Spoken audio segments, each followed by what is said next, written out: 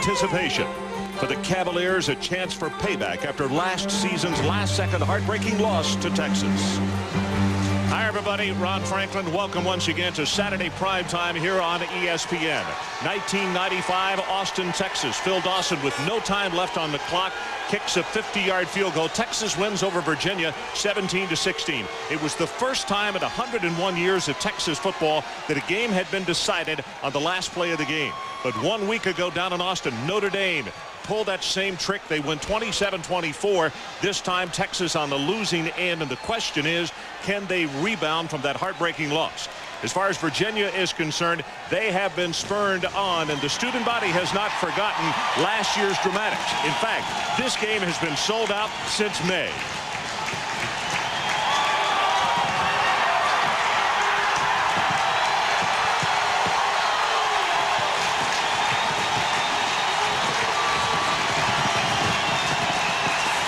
In fact, the drama of last year's game only has heightened the anticipation.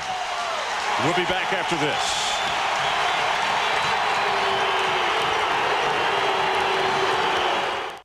Number 13 against number 19 here in Charlottesville tonight. Mike Godfrey joins me as usual on the telecast. And Mike, as we always do at this time, let's talk about our Saturday night primetime players. And Ron, we've got a bunch of primetime players in this ball game tonight, led by a couple outstanding running backs. Ricky Williams, running back for Texas, a strong back, and he's got great hands catching the football out of the backfield. He's a bull, and he loves to make yards after the contact. On the other side of the field, Tiki Barber, a mirror image of Ricky Williams for Virginia. Another outstanding running back that will take a punishment, needs a little crack, and has great acceleration. And tonight, Ron, I would expect both defenses with this weather to kind of gang up on the two running backs. And a lot of pressure will shift to Tim Sherman, the Virginia quarterback, because he's going to face 8- and 9-man fronts all night. Well, the weatherman is not a popular guy here tonight. 66 degrees, I mean wet. Kellen Winslow down on the sideline. Kellen, what exactly is it like down there? Well, to say it's wet is an understatement. Ron and Mike, a few minutes ago, it was a light drizzle, which has turned into a torrential downpour. But this game is designed to handle just that. Prescription turf, drainage underneath, it will soak the ball, it will soak the water down and away. If this weather has advanced to one running back over the other, I would say Ricky Williams, because he's a heavier back, he gets better traction. But just a side note, this field is flat. My old coach in San Diego, Don Coryell, used to come out before the game and say, "Oh, Kellen, it's a flat field. It's a flat field. It's great for what we want to do. We should have a good one tonight." Okay, Kellen, stay as dry as you can. We'll hear from you from time to time as the Texas Longhorns won the toss, and they have deferred to the second half. And it looks like Chris Stockton, the true freshman out of Katy Taylor, will kick it off. We're underway to the far side of the field, and this is going to be taken by Wilkins. Tries to bring it back to the middle, short of the 15-yard line. And let's take a look at the starters, first of all, for Virginia. Tim Sherman.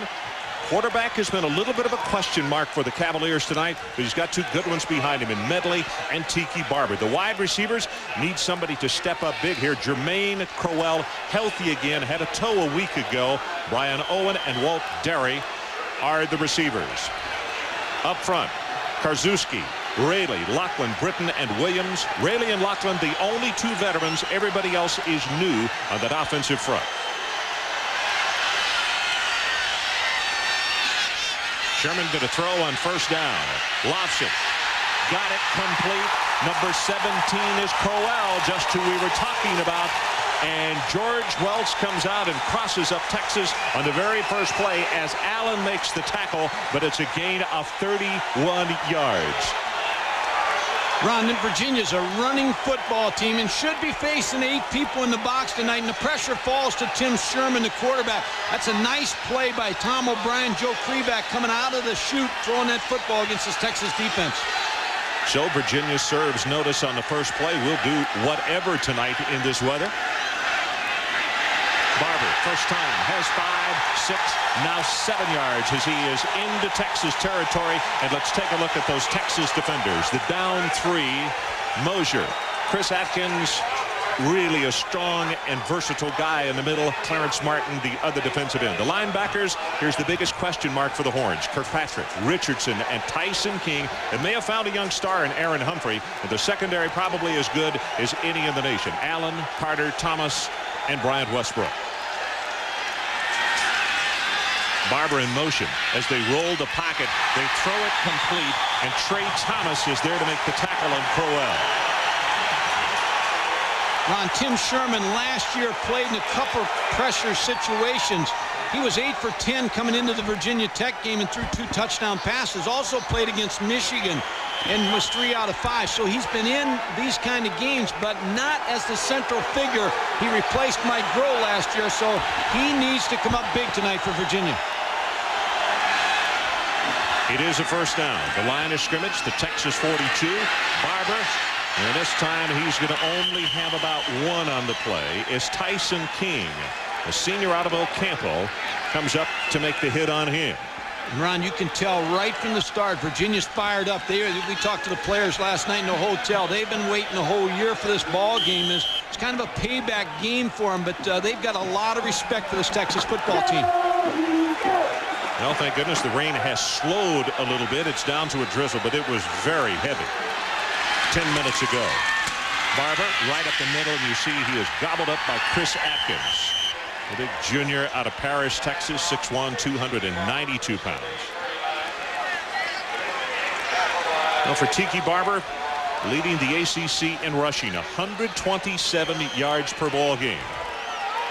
And he's leading a couple pretty good running backs there, Leon Johnson and Warwick Dunn, who played in the rain storm down there in Tallahassee today. Third down. The line to make the 32. Fumbled snap. Pass is away, and he is off the mark. So George Welch's ball club comes out. They throw a 31-yard completion.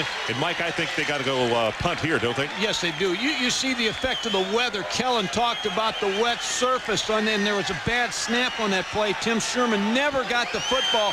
Didn't really have a chance to throw that pass. Mike, this is one of the best punters in the country in Will Bryce. Now, here he can't really utilize his good hang time, but he's awfully good at kicking, as you can see, inside the 20. The left footer, very, very high. And into the end zone. Just missed nailing that one at the 1. It's a 39-yard punt. So there's a timeout on the field with 12:15 left to play in this opening quarter. When we come back, Texas on offense. Is standing by. Ron, we'll go back to you now in Charlottesville. All righty, thanks, Mike. First down for Texas at the 20, and Brown going to throw on first down. Good protection, wings it, got it complete to his favorite receiver, Michael Adams, who comes out to the 40-yard line, and it's going to be a gain of 20. James Brown, Sean Mitchell, and Ricky Williams. A very powerful lot there. Curtis Jackson, Mike Adams, who just caught the pass, and Pat Fitzgerald, the tight end. He will see a lot of action. And up front of the offensive line, Octavius Bishop has the biggest task tonight because he's got Ashman, Ben Adams, Fieberger, Dan Neal, the All-American at right guard, and Jay Humphrey is the right tackle.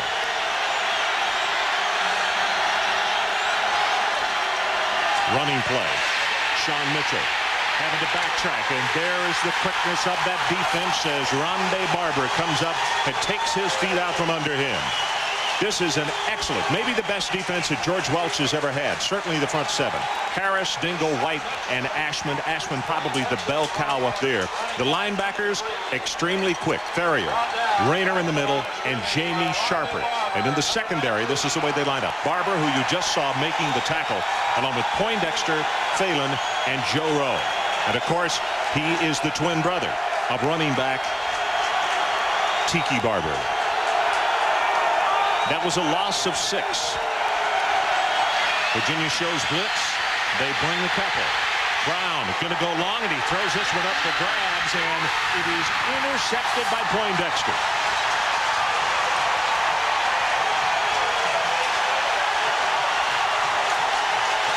And if you want to know how, now that one was thrown up for grabs, but if you want to know how good this Virginia defense is, Mike, that is 33 games in a row that they have had an intercepted pass. Yeah, and Ron, James Brown made a mistake, but it's like a punt. And you want to throw one up, you want to throw it up like he just did there, get it picked off. It's just like a punt. But John Makovic said something interesting the other day at practice. He said, I can't get involved in a close game here and play it tight to the vest. I know it's going to take a different type of attitude, and he knows what he's in for in this ball game with this crowd. Sherman with a play action. He's going to throw on first down again. Great protection. Gets it across the middle. That's Barber. Gets one block, and he is just short. In fact, they'll say he is not short. He's at the 45, and that was Crowell, number 17, with an excellent block for a 16-yard gain. Well, you're right, Ron. Crowell really laid a good block for Tiki Barber to pick up about 5 more yards. We talked about Tiki Barber. He's not just a good running back out of the backfield in acceleration and the speed, but he also catches the football, which good backs have to do in this day and age. Chris Carter finally bumped him out of bounds at the 45. So Virginia coming out showing that they have a variety of things that they will show tonight, but they've been very good in the pass early. Here's Barber as a flag comes down back into the boundary, and he'll be knocked out of bounds there for a yard loss. See Tyson King outside along with Gray Mosier. And now let's check the marker.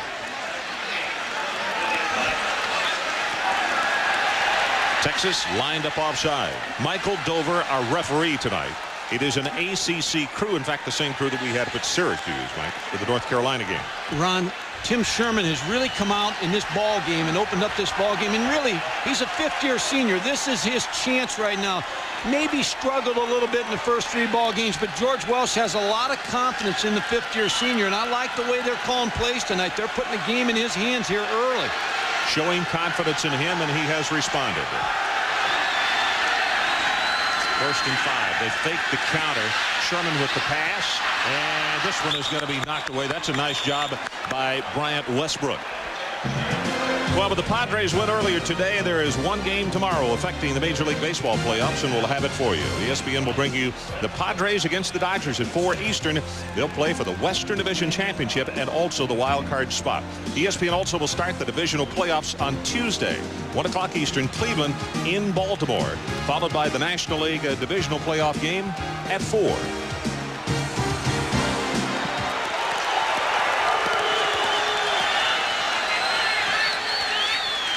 Second down and 5. Barber, oh, does he get hit by Atkins right at the line of scrimmage.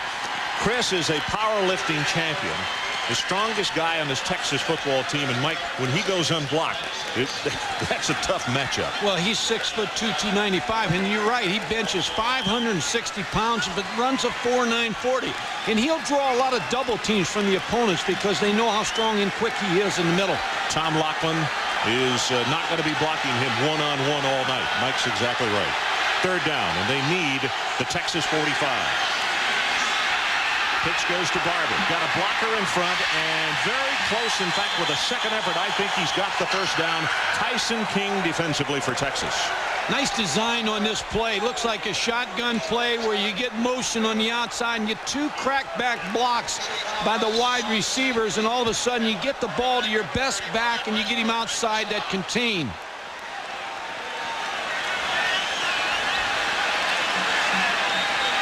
Chris Carter standing by to look at the measurement, and as they stretch it out by half the length of the football, it is a Virginia first down. If you've just turned us on, Ron Franklin along with Mike Godfrey and Kellen Winslow at a very wet and rainy Charlottesville, Virginia. Our score is 0-0. Second offensive possession for the Virginia Cavaliers as they intercepted a James Brown pass, and we have 9:42 to play in this opening quarter.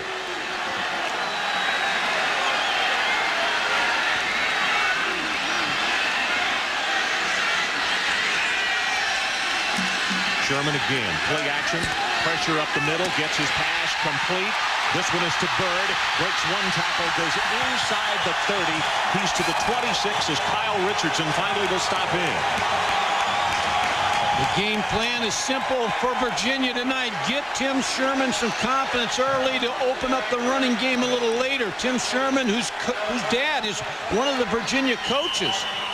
Wide receivers coach. Good fake right here, and then good throw to Derek Bird on the outside. Now that's against everything. The flow of the football was going to the left. He was able to throw it back in front of Brian Westbrook.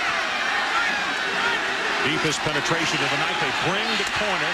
Barber gets the pass, and he is stopped, they're going to say, at the 20-yard line.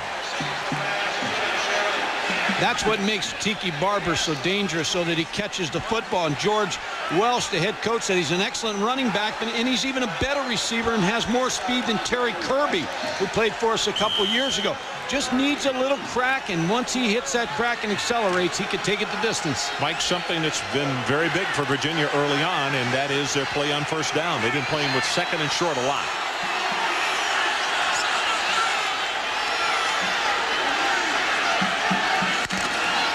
Makes it to Medley. Pitch back goes to Barber, and Tyson King out there to force him out of bounds. Now, the spot of the football here, extremely important, and it looks as though they're going to say the 23.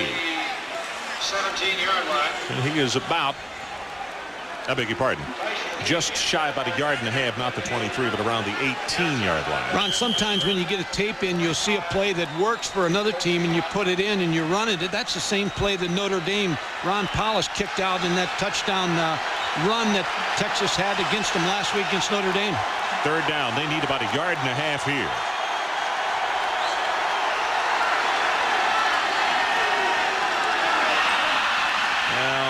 The tight end Derry came out of his stance, and instead of a yard and a half, now it's going to be more like 6.5 yards to pick up the first down.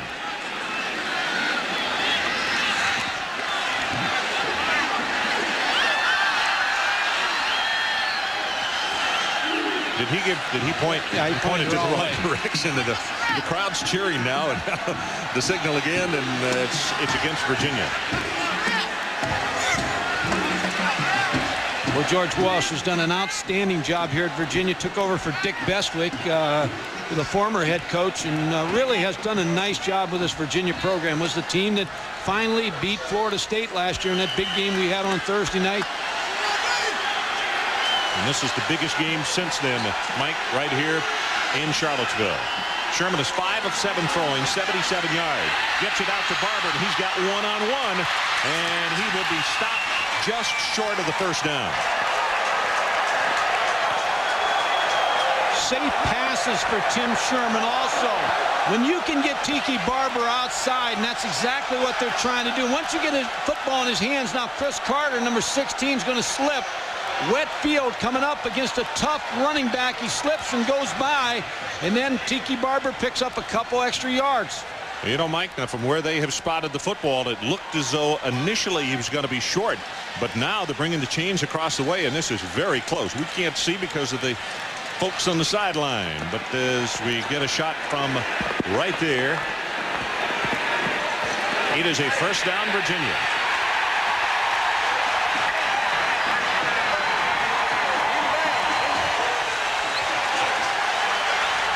Tim Sherman, and Ron, you made a point just a little bit ago. He's 6 out of 8 safe throws and first down. They've been throwing the football on first down, figuring Texas going to jump in there with an 8-man front to gang up on Tiki Barber.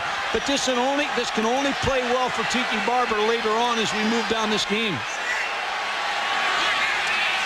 Just under 8 minutes to play, opening quarter, and Barber gets by as they overrun the play, and he will score from 16 yards out, and Medley with the key block.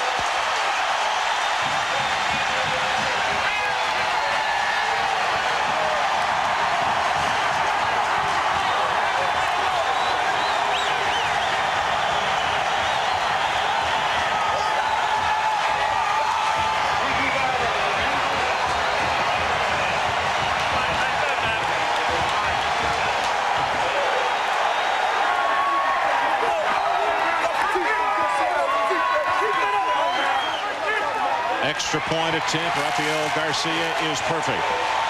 And as we take a timeout, look at this. Texas had folks all over the place, and it is like they kind of overran the play. Barber from 16. It's Virginia on top.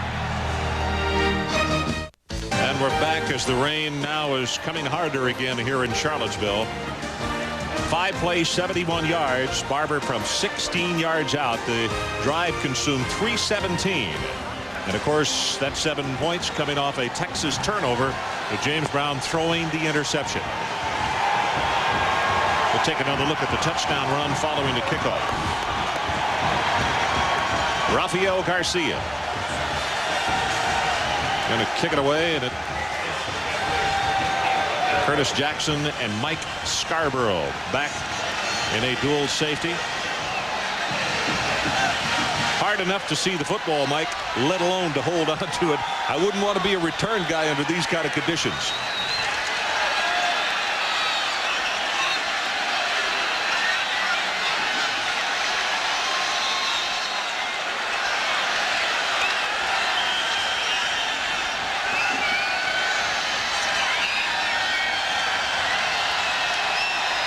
Garcia, 10 of his 17 kickoffs have been into the end zone this year, so he is very good at the deep kick. Let's see if he can do that under these rainy conditions.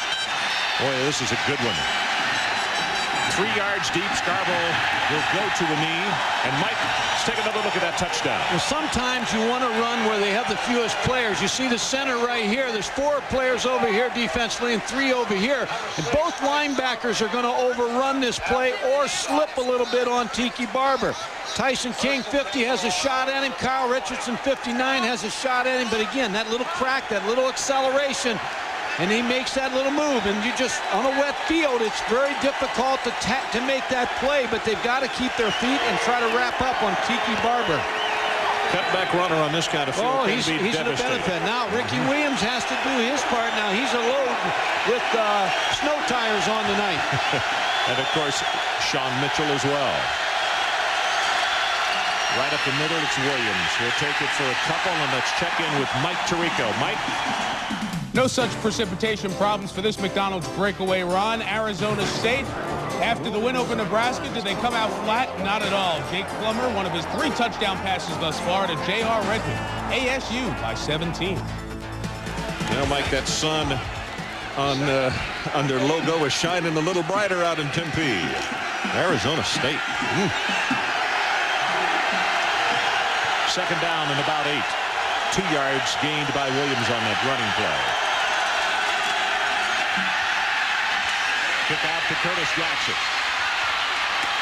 35, gets about 3 or 4 more yards, and let's see, they're going to spot him out at the 39 as Poindexter finally got to him. That's good for 17 yards. Texas had such a tough loss against Notre Dame, and a couple of players were even saying on Wednesday, students were still asking them about the Notre Dame game. Well, John Makovic came in here yesterday, and he tried to loosen it up. Matter of fact, he ran a quarterback sneak against his defense, and they allowed him to go 70 yards for the touchdown. But anything he could find to try to loosen his team up and get the Notre Dame game off their mind.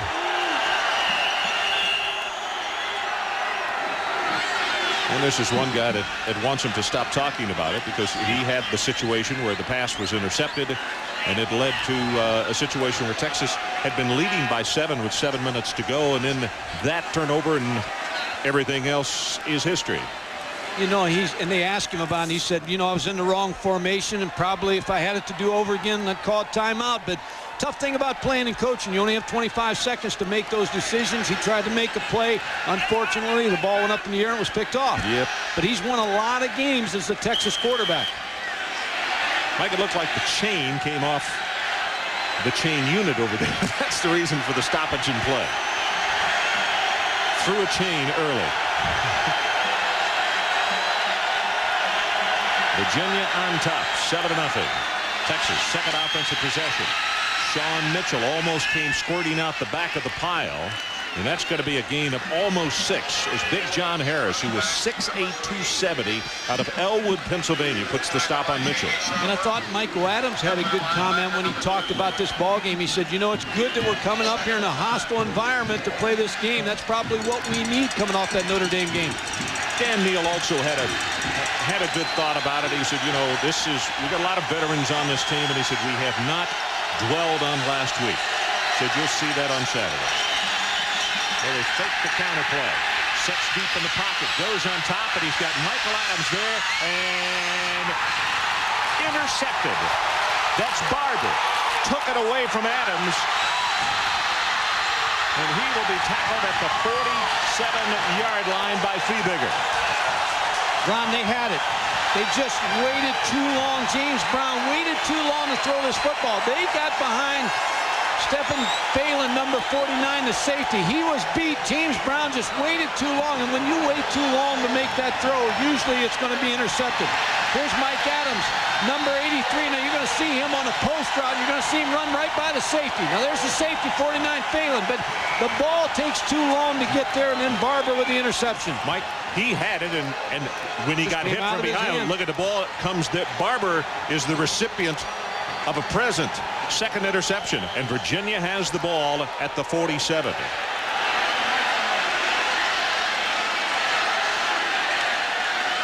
Sherman, he's going to go on top. He's got Crowell there, and tipped and intercepted by Texas, and now here comes a flag down as Allen made the interception, and it was Carter who had the ball, hit him in the back, I believe.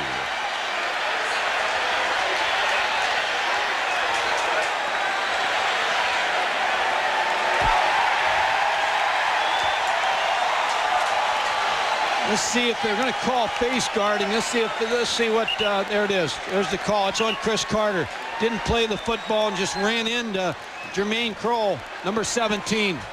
Well, Crowell was coming back for the ball, but Mike, this year, as long as you're showing that you're playing the football, that it's not face masking. No, but I don't think I don't think the call was that he wasn't playing the football at all. John Mackovic trying to get this train to slow down a little bit. Things have gotten off a little too quickly for him. The situation on the first interception by Texas is James Brown just threw it up for grabs. That last one, Adams had it, got hit. Well, he had the ball and got hit from behind. It popped out, and Barber was in the right spot at the right time. Complete to Kirby, and Kirby close to the first down. In fact, he will have it at the 26-yard line, and Allen will knock him out of bounds. You can walk into some stadiums and watch the play calling of the coaches, and just everything is going just like you planned it in practice. And that's what's happening to Virginia tonight. They've got rhythm going. They're throwing on first down. They're picking up big chunks of yardage. Tiki Barber sneaking through on the run, and Tim Sherman has a load of confidence tonight as a quarterback. Jonathan Hickerson, number 43, a senior out of San Antonio, in at linebacker. As Barber breaks a tackle, comes back up the middle, behind the block, inside the 10, and he will score.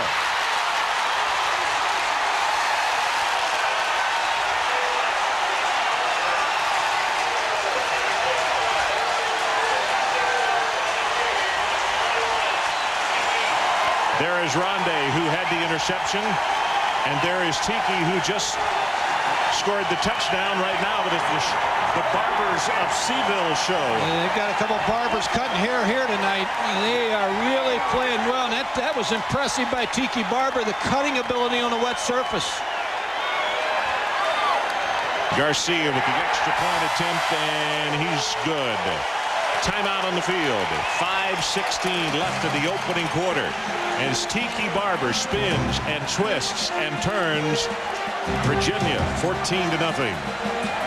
Watch out. This is just rough and tough. And Virginia has stormed on top, and this homecoming night has started out just exactly the way this guy and his teammates had hoped it would. Showing a lot of confidence booking Texas as a homecoming game. You're right, Mike. They haven't been too many folks homecoming games. The only homecoming they usually play in front of is their own. Again, it's going to be Curtis Jackson, number 39, along with Scarborough back deep, as John Mackovic reads over his playlist on the far side. They've had a couple nice plays. They just have had the 2 interceptions that have stopped their drive and given the ball to Virginia, and they were able to take advantage of both those turnovers. Sign of a good defense. You give them the football, and they put 14 points on the board. That's right. Both coming off turnovers. Garcia, you could see him trying to get that turf planted down firmly and make sure that he does not slide with his plant foot.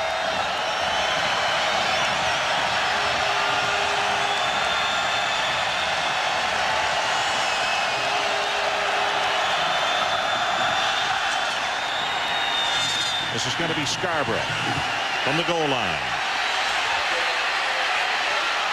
Scarborough had 2 people to beat and is finally tripped up at the 30 by McIver. Well, as I mentioned, so far tonight, it's been the Barbers of Seville. See, he's got the football, and it's knocked away. Ronde Barber comes away with it. And here is his brother scoring, following a 38-yard return by Ronde. And the second touchdown for Tiki Barber tonight. And the Cavaliers lead 14-0. Ronnie showed great balance on that run. Spin move, tried to get his hand down to keep the balance. Good balance.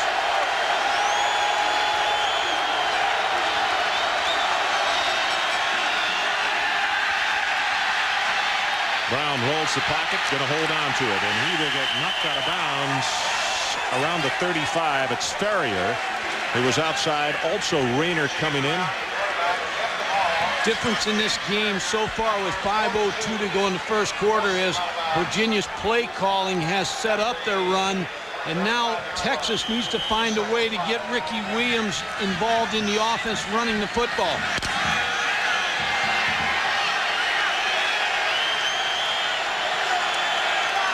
Quick count this time. Sean Mitchell tries to cut back against the grain. 49. Stephen Phelan is there, and let's go down to Kellen Winslow. Kellen? Well, Ron and Mike, we have the mother of these great players from Virginia. Mrs. Barber, what do you think about tonight's game? It's wonderful. I haven't taken a breath since I got here tonight. First Tiki starts out, and then Ronde kicks in, and then Tiki again, and I'm just a little bit excited. All right, gentlemen, back upstairs. A very proud mother. She has a right to be, right, Ron? Yeah, the Barber twins have gotten off to a very good start. I know John Makovic would attest to that. Third down, they need the 40-yard line to keep this drive going, and right across the middle has it complete. The ball is loose, and they got to say he was down. Yes. Yeah. Matt Davis took a heck of a hit.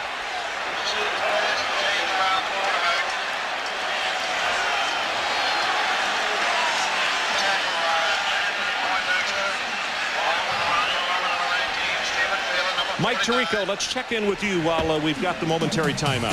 Well, as they look at one Davis on the field, Ron, here's the Davis of this day, Troy Davis of Iowa State. If you didn't catch it, folks, against Missouri, touchdown runs of 130, 38, and 40 yards. He shatters his own record of 302 yards rushing with 378. Broke the school record and the third best day in rushing yards in major college football history. Matt Davis hobbling off the field. It looks like well, don't speculate. Favored either his left leg or his hip. So it is a first down, Texas.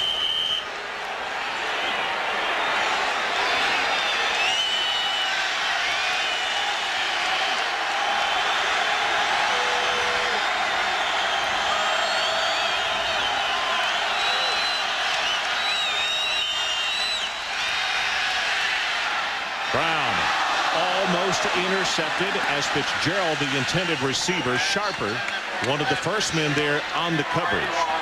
James Brown's the type of quarterback. He can get you right back in this game down 14-0. Rick Lance, the defensive coordinator, said he reminds him of a three-point guard. If he gets hot, you know, he can hurt you. And James Brown is, Ron, you've watched a lot of Texas football. I mean, he's been the quarterback that's won a ton of football games for these Longhorns. 15-3-1 as a starter. Right now, either unhappy with or not understanding the call that had come in, so Texas calls a timeout. We'll be right back. Charlottesville, but it's not as heavy as it was. But what's really been pouring is the Virginia offense, as they're up 14-0 in this opening quarter. 2 interceptions of James Brown, and Tiki Barber has taken both in for touchdowns at the end of those drives.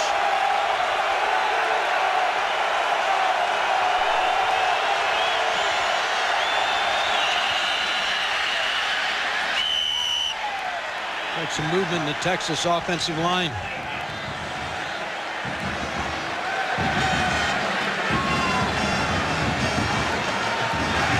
Procedure against Texas. It'll be 2nd and 15. Mike, you've been through this kind of situation. If you're John Mackovic and his staff on the sideline, what do you do offensively, and what do you do to settle down your ball club? Unfortunately, I have been. But what you want to do right now is just stay with your game plan, because you've got a back like Ricky Williams. You got Michael Adams as a wide receiver. Just stay with your game plan, settle your team down, and get that thing of Notre Dame out of here, and you still make this a football game and win it. Virginia shows blitz. Williams goes up the middle, and he gets wrapped up by the ankles. Looked like Ashman. It gets off the bottom of the stack, the senior out of Silver Spring, Maryland. And he's impressive. We talked to him, Ron, last night in the hotel, and John Mackovic thinks he's the best defensive lineman on this Virginia defense, and the coaches at Texas think this Virginia defense is better than Notre Dame's defense. Ashman is the leader. 5 tackles for loss and 3 sacks this year. Texas needs to take it to the Virginia 42. Blitz again. Brown going to be sacked by Ferrier. Ball is fumbled, but they say it is dead. Nope, they're going to give it to Virginia. They're going to give it to Virginia, but no advance of the football. So 3 Texas turnovers and a loss of 11 on this play. Ron, this blitz, James Brown saw the blitz. He knew that 42 James Ferrier was coming, but his eyes went to the receiver. He never saw Ferrier get the hit on him. You got to throw the ball a little sooner. Poor pass protection by the right side of the offensive line, and big play by Ferrier. Now, this Virginia defense is entirely different than what we've seen in the past out of them. A little bit more blitz and a lot more man coverage.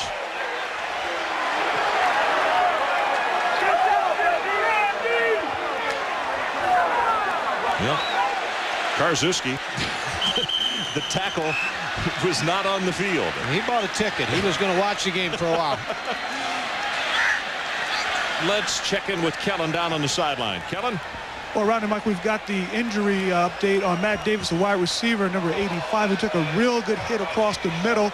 He got his bell rung, a bloody nose. They think he's going to be able to go back in, but they're checking on him again. And also on that James Brown, if I can make one comment on that, Texas quarterback saved such a deep drop that I think on that time he dropped back so far that he actually ran into the blitz because he didn't give the guard and the tackle a chance to pick the guy up.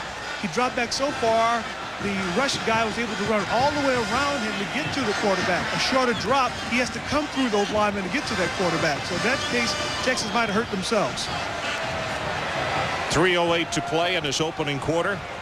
And Gary Darnell, the defensive coordinator, knowing full well he can't give up 7 more right here, or they are really going to be in a deep hole on the road. And Ron, remember what Virginia's done so well. First down's been a passing down for them, and that really opened up Tiki Barber in the running game. Let's see if they stay with it or they cross them up and get the ball to Tiki. 3 wide receivers set. And that's what he's doing, Mike. 5-step drop. Crowell has the reception. It's going to be first down at the 12-yard line as Carter on the cover. See, now Texas has 2 problems right now. We harp on the fact that the Notre Dame game may have taken a lot out of them, but they look a little flat to me right now. But also, Virginia's pouring the cold to them right now. They're not allowing them to get a breath. Jermaine Crowell, number 17, right in front of Chris Carter. Again, a good first down call. 20 yards in the pass play.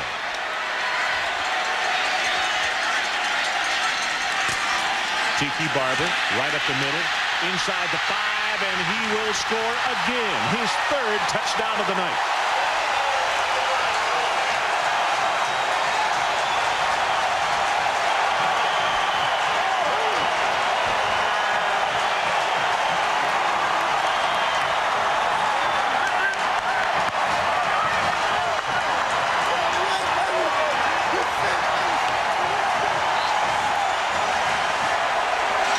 His last 3 carries, he scored, and he's got 72 yards on 9 carries. Ron, he's done great in this ball game, and I'm telling you, Rod, Tim Sherman's been the difference in this first quarter for this Virginia football team. He's opened it up. Garcia's extra point is good, and will hold it right here with 2:35 left in his opening quarter. Well, the running back comparisons that we were prepared to show you in touches tonight, Williams only twice with 2 yards. Barber 12 times, 101 yards, and 3 touchdowns for him. Well, it's a little unfair when you look at that comparison because Ricky Williams hasn't had the opportunities yet in this ball game because of the 2 turnovers, the 3 turnovers now that James Brown has had. And now you fall back 21-0, but you still got to get the ball in his hands around the football, but they just haven't had the opportunities. The offensive line of Virginia, Tom Laughlin, the center, with a very nice block, and then again, missed tackles on Tiki Barber. After he gets the football, watch the contacts. There's 1, there's 2, there's 3, and he just runs through those tackles, and you just can't tackle that poorly against a back like Tiki Barber.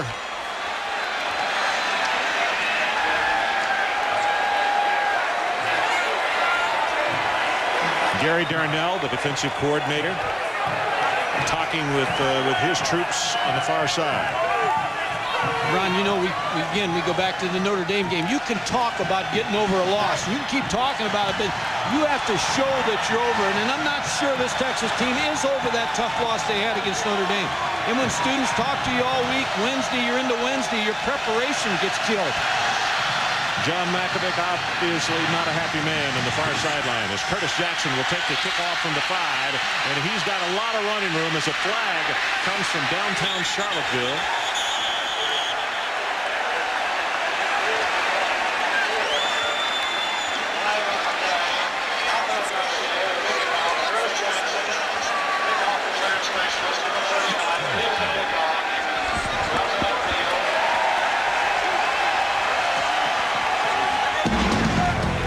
The NFL Countdown tomorrow as Boomer and the boys start your day off right. Be sure and watch as the Chiefs' Dale Carter shows Deion isn't the only one who can go both ways. Also find out what makes the Carolina Panthers tick. And a look into the Vikings' fourth quarter success tomorrow on NFL Countdown.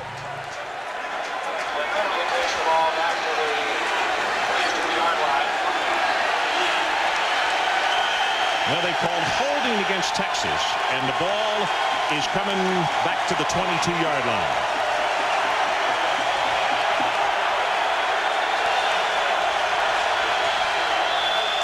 Counter tray. Sean Mitchell runs into his blocker and is going to go down after a gain of about 4 yards. And this is a Virginia defense that came into tonight allowing just 50 yards rushing.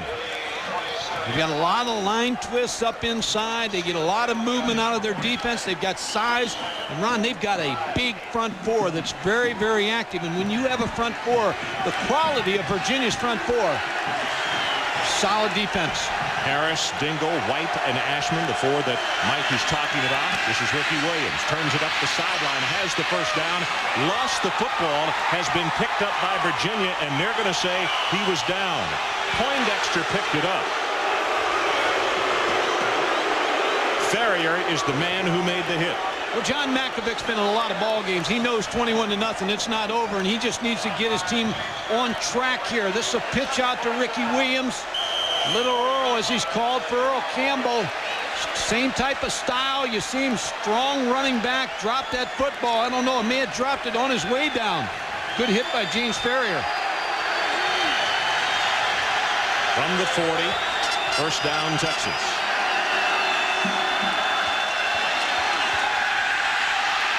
Brown deep for the middle, complete to Adams. He takes a hit from Poindexter, but Texas across midfield. Curtis Jackson, I beg your pardon, not Adams, on the reception. Well, Anthony Poindexter just leveled Michael Adams after he made that catch. Poindexter, such an outstanding tailback. Curtis Jackson, I mean, he was a weak side linebacker last year, and the Texas players voted into the all-opponent team as a freshman. That tells you a little bit about him. Watch him make this hit on Curtis Jackson. Good, solid tackle. Texas on a quick count. It's Williams right up the middle. Almost broke away from the arms of Jamie Sharper. And it's going to be a gain of about 4 yards in the play. Now they're getting the ball to Ricky Williams. Now they've got good mix in the play calling on this series. Ricky Williams studied the moves of all the great running backs on the film. Said he liked Earl Campbell's stiff arm. He uses that, and he liked the spin move of Barry Sanders. He's pretty impressive back.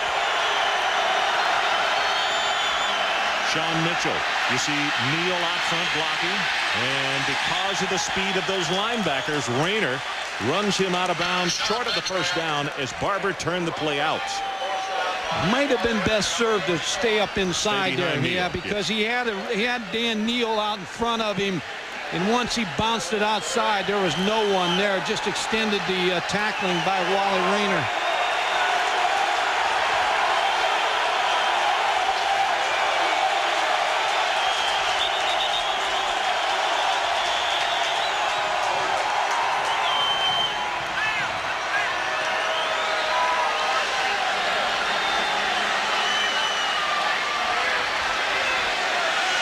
Well, on the play, it looks as though the chain got bent. So we're going to play with 9.5 yards now for a first down. Well, the chain's the same length. That's the most important thing. If they're worried about aesthetics, just go ahead and play it, guys. Somebody get a shorter guy to hold it. It's still going to be 10 yards.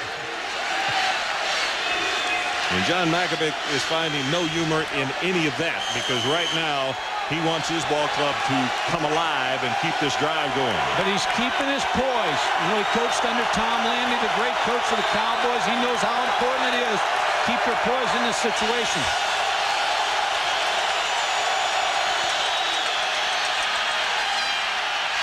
Deep over the middle, incomplete, and boy, that could have been a penalty on Rayner as he leveled the receiver after the ball had gone by. Well, he was really late. And Rick Lance said about him the other day, he's so excitable. He's a middle linebacker. We will not allow him to call our defensive plays because he is so excitable. It's a little late. Like 5 seconds. Like yesterday. So Schultes will punt it away for Texas.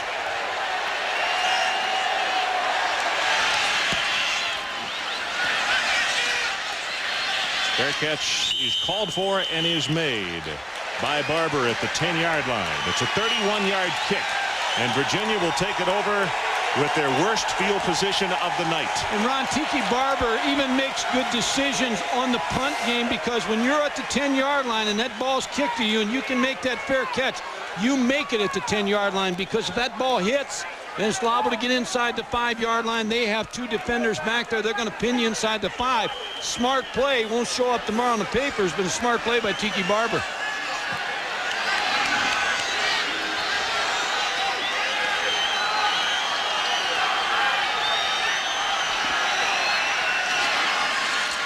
Barber hit behind the line of scrimmage, and he will take it for a couple to the 12, and that's the last play of the opening quarter. So we'll take a break with our score. Virginia 21, Texas nothing.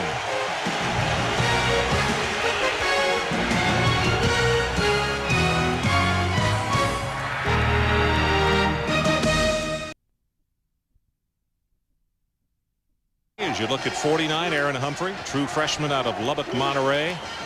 And his defense knows that they got to get their back up and stop this man, Tiki Barber. He has 3 touchdowns in this ball game already. Sherman with the pass, and that's the first bad play that he really has had tonight. He just overthrew an open Crowell.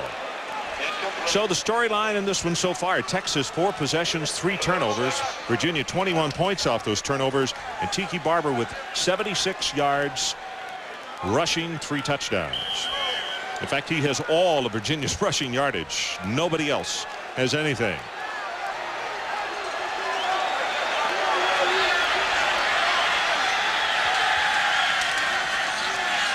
Barber again, hit in the backfield, breaks a tackle. This time he will be double teamed, as Westbrook wanted the first man to come up and put the stick on him. Also 16, Chris Carter helping out. Well, Bryant Westbrook is not going to miss a tackle. He's a solid hitter out of the secondary. Made that great hit in the Notre Dame game last week. Came out on the option play, but has size and power from that running back, from that defensive back position. And 6.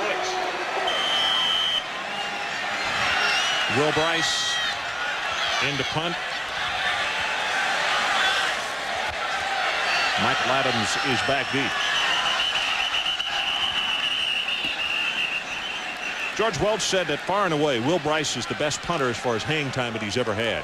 But this kid not only can kick them long, 5 seconds is not out of the norm for him, which is a tremendous weapon on special teams. In fact, Virginia thinks that a combination of Garcia and Bryce may be the best, if not as good a kicking combination as there is in the country. And they take a lot of pride in their defense and their special teams, and they've been waiting for their offense to join in the party, and they've been in tonight. Yeah, they've already had a couple of dances. They're hearing the music well. Texas needs a big punt return here. You're right, Mike. It just needs something to happen. That last drive, it looked as though that it was going to happen, then bogging down. Tough defense to go against the distance. Virginia's defense. Line drive kick, and this one is very returnable. Michael Adams from the 40, right up the middle, and he gets sandwiched at the 48. That's a 50-yard kick and 8 on the return. The National Hockey Night this Friday. Joe Sakic and Patrick Roy, the Stanley Cup champion Colorado Avalanche, return to ESPN's National Hockey Night for opening night against the St. Louis Blues. Coverage will begin Friday at 8 o'clock right here on ESPN. On the stop.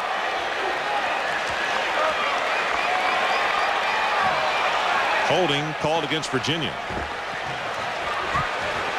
A lot of times on a punt, somebody gets beat, they'll grab and hold rather than get that kick blocked. And that's probably what they caught him for. I'd take it back, make him kick it again. That's a good Even though you got good field position, I think I'd still make him to take it back. They're going to take it right here.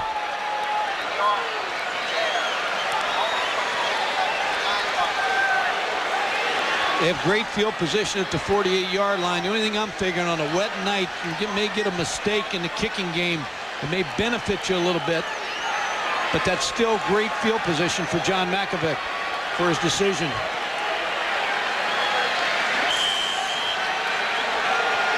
(21-0). Virginia leads with 13:59 to play until halftime. This is the best field position start for Texas tonight.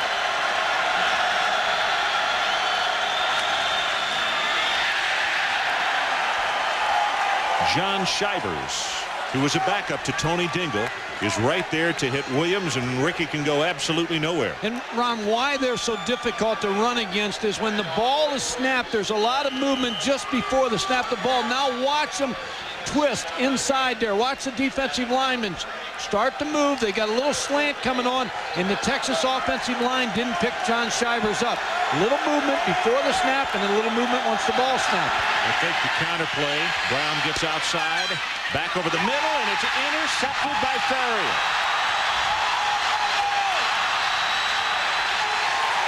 The 4th Texas turnover and the 3rd interception.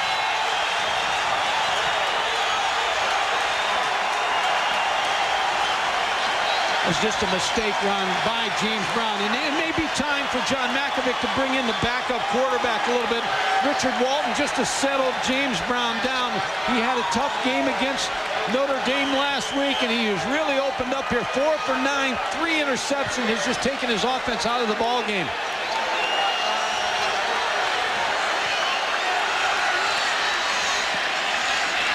Crowell in motion to the top of your screen, but they come back to the counter play.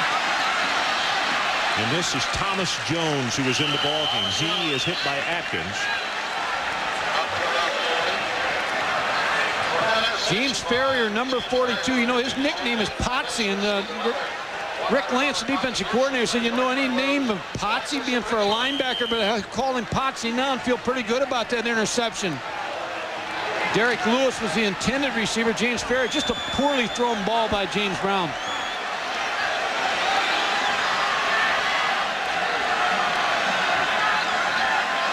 It's Thomas Jones in motion, and they get the ball out to him, and he drops the football. And he's a freshman out of Appalachia, Virginia. And Mike, this is a guy that it looks as though Anthony Southern, who has been number 2 in the depth chart, is going to be moved over to fullback because this guy right here is the heir apparent to succeed Tiki Barber. They really like his talents. Extremely quick and fast. Got some big shoes to fill, and Tiki Barber, you know, just playing behind him when he comes out of the ball game and going in. So much is expected of the tailback in this Virginia offense. A lot of one-back offense. 3rd down, and Virginia needs the 35 of Texas to keep this drive going. Lots of time going for Crowell as a flag is down, and it's incomplete. And let's check the marker at the 23-yard line. Taji Allen trying to cover on Crowell.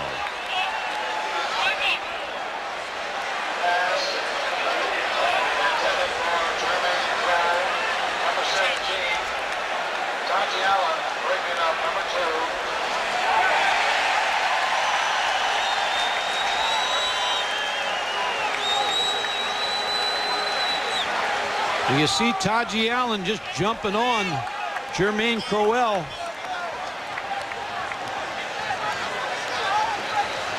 Not very good ball identification on that one by Allen.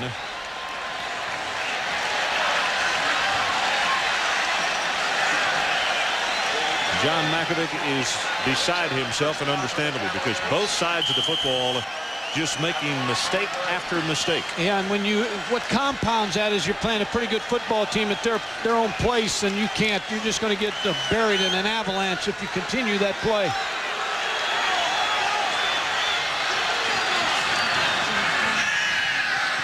Sherman back over the middle, got his tight end Derry. Inside the 20-yard line, Tyson King is there. Westbrook tripped him up first. I watched the ball game when Virginia played Maryland, and they struggled on offense. As a matter of fact, they took Tim Sherman out of the game, brought Aaron Brooks into the ball game, second quarterback. This guy, Tim Sherman, tonight looks entirely different than he did in that Maryland football game. He has taken control of the huddle, throwing the short passing game, making everything work for this offense, and opening up Tiki Barber with the running game. It's been Tim Sherman this first half, been the key player.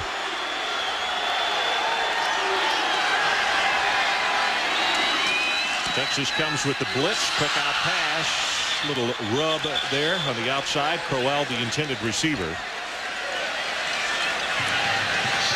Now for the season, averaging 112 yards a game, and tonight already 131 yards. We have 11:52 to play in the second quarter. He's 9 of 14. That experience of being a fifth-year senior is paying off for him tonight. Been around the program, understands the offense. I'm sure his dad, when he gets home, talks to him about the offense. Barber checks back into the lineup, number 21, and of course he gets the handoff, and he gets knocked down by Atkins first. And then a lot of help, as you see, 59, Kyle Richardson on top of Tiki Barber. Atkins just stopped this play from the start. He's 290 pounds, number 96. Just starts to get double and just goes right around it and makes the tackle on Tiki Barber. Good movement along with good size. So it's third down. Third down and 9, Virginia. Sherman lobs his pass in the end zone, incomplete. Crowell, the intended receiver. Westbrook was there defensively. Talked to his dad this morning a little bit, Tim Sherman's father, who's a coach here, and I asked him, I said, is it difficult? And he said, it really is tough. And you just think about it, Ron, when things aren't going well and you're sitting in that staff meeting and they're talking about your son, maybe they're going to move the other quarterback in a little bit, and it's got to be really tough for him, but he's smiling tonight. Well, Rafael Garcia, you see his numbers, 5 of 6, his longest 42. And the only miss was from 53 yards. This one is going to be from 30 yards. And the left footer has got it through. So there's a timeout. 11:04 until halftime. Virginia 24-0.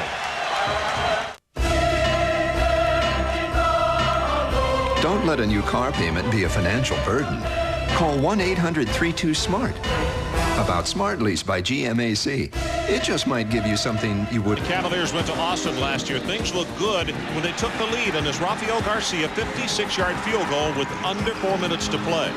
But after missing 2 prior attempts, Phil Dawson answered back with this 50-yarder into the wind. The Longhorns won their first ever game on the last play of the game.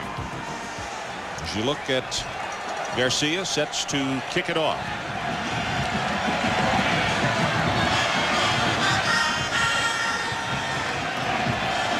Curtis Jackson to the right. Mike Scarborough is to the left.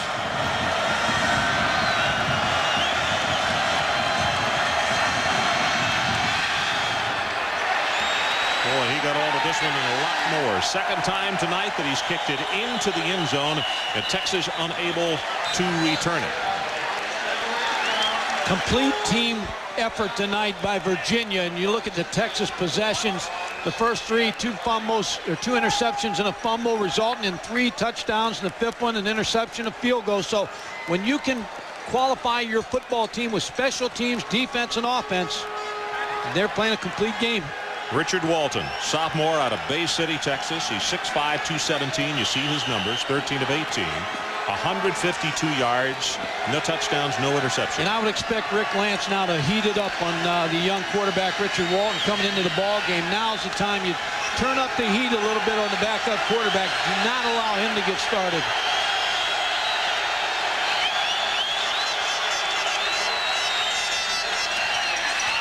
Took out pass, goes to Mitchell. And he's going to be wrecked after an 8-yard gain, and it's Sharper who was out there to make the hit.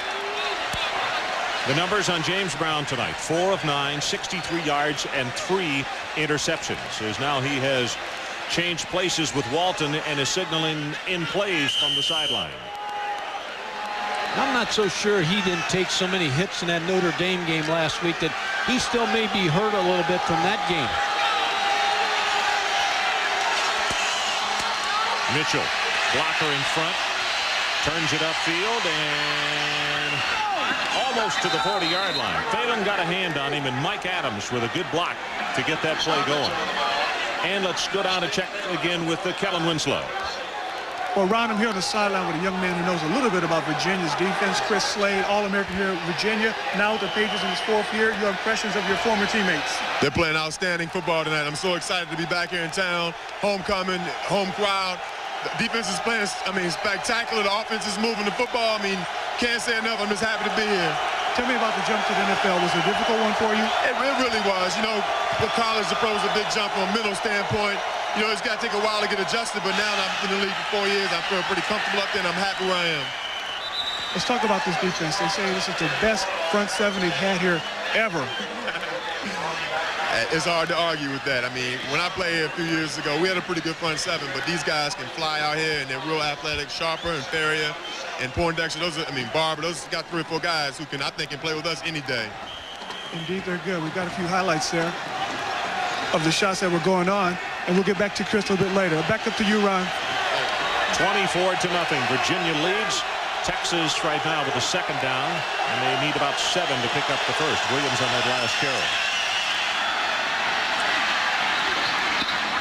Priest Holmes close to midfield, and let's see where they're going to spot him out as Poindexter got the hit on him. Holmes, of course, Mike missed last year because got his knee torn up, but he was the hero 2 years ago of that Sun Bowl game against North Carolina out in El Paso. And Ron Kellen was just talking to Chris Slade. He has the record here for his career sacks with 40.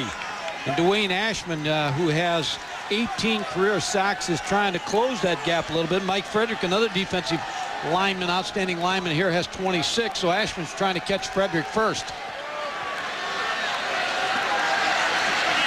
First down for the Longhorns.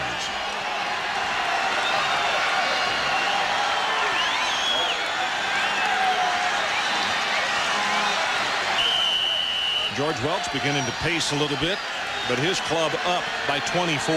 That's 7 first downs for Texas on the night.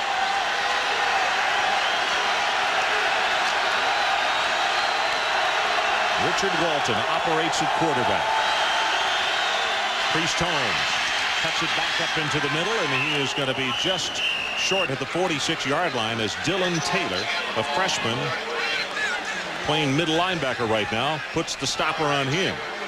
When a team makes as much movement in the defensive line as Virginia does, all of a sudden you just come up to the line of scrimmage and you call the play.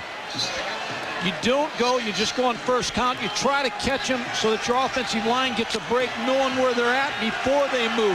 Texas is having problems with the movement of the defensive line of Virginia. Well, let's see if Walton can come up with another first down. Quick out pass. Got it complete, and the hit going to be close to the first down at the 40. That's Rondé Barber, who is there defensively. And Mike, under these situations, even if this is not a first down, this 4-down situation, isn't it? Or do you kick it away? No, you got to go for it here. You're in a snowball contest here, and you're getting the snowball's getting bigger and bigger against you. You've got to get the first down. Going to be 3rd down and 1. Walton loves the out-of-doors. Quite a hunter. Wants to be a doctor. Pre-med major at Texas. John Mackovic would like him to do a little surgery on this Virginia defense right now.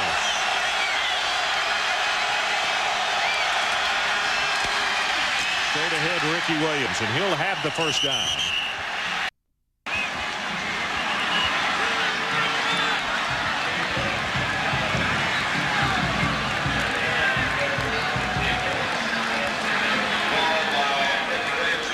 When you come up to the offensive line of scrimmage, then all of a sudden you have a play called. The linemen look to make a call, and then all this movement at the end when the quarterback makes that count, you have to adjust on the move. Tony Dingle was moving around there, and Texas needs to pick up that line movement. And that's why sometimes, Ron, you see them go on the first count, they're trying to beat the line movement, and sometimes they'll go a little bit longer trying to settle before they go. That's what Maryland did to try to take them out of their movement. Walton zings his pass. It is tipped and tipped again and almost intercepted by 2 different people. You could see Sharper was there, and also Ashman was there. We've watched some pretty good secondaries this year. West Virginia, the first team that comes to mind, they were outstanding in the secondary. North Carolina's got the 2 corners, Bly and Williams, that can cover. This secondary here with Rondé Barber and Phelan and this Poindexter and Rowe was pretty good secondary, pretty good coverage secondary for Virginia. Well, they got 3 interceptions tonight. That's 33 straight ball games that they have had a pickoff in. This pass is caught by Fitzgerald. Rowe is there to put the hit on him, and now it's going to be 3rd down. And from where they've spotted it, Texas is going to need about 3, maybe 3.5 yards to get the first. Passed over 7 to play. Excuse me, Pat Fitzgerald made a nice catch there. He was a junior college player, wasn't recruited.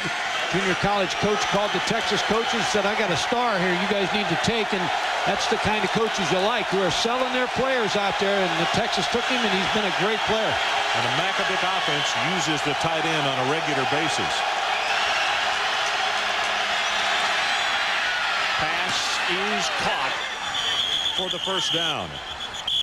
Barber had the cover on Mike Adams. You know, Mike is out there thinking, get that thing here before somebody cuts by me and gets the pickoff. Well, it looked like Richard Walton's either his right foot slipped out when he was throwing the football, and he couldn't get a lot on it. He had some problems slipping in the backfield. You're right. Mike Adams just kept waiting for the ball. As we look at James Brown and what must be going through his mind. He had the tough ball game last week. Played great in the first half.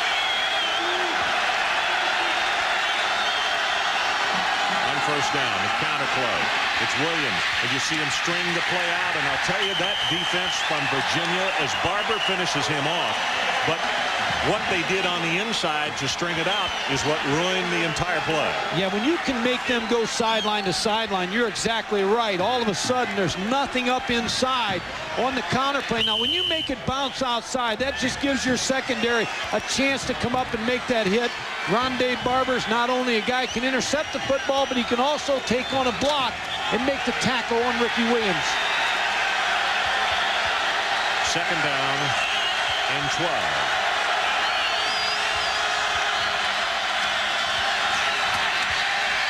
Walton gets a safety valve away to Fitzgerald. And he'll have it to the 23 as Rowe and Rayner combine on the stop. And what you want to do on defense is exactly what Virginia's doing. When you make that throw and you catch it for 4 yards, we're going to trade a headache for that 4 yards, and that's exactly what Virginia's doing in the secondary. They are punishing the receivers of Texas. Third down. They need the Virginia 16-yard line. 24-0 Cavaliers.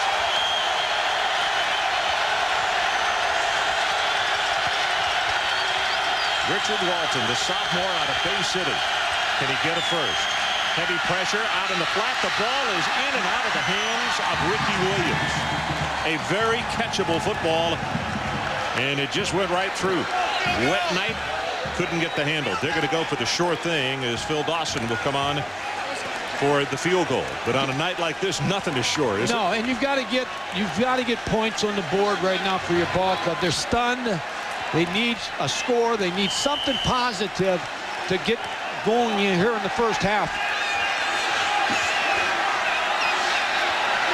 39-yard attempt. Schultes, the punter, is the holder.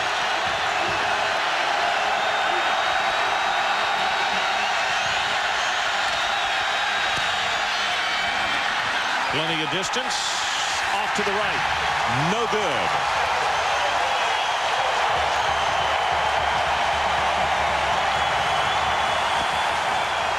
Whatever can go wrong has gone wrong for John Mackovic and his team tonight. We'll be right back. $1 million scholarship program. Burger King donates $100,000 per week in the name of scholar athletes whose achievements go beyond the field in all NCAA divisions.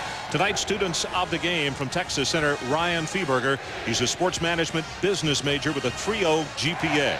And from Virginia, guard Jeremy Raley.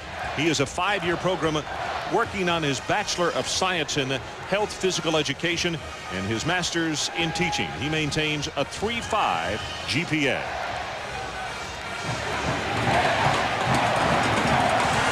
Fitzgerald, tight end, sits in the far sideline with his offensive unit.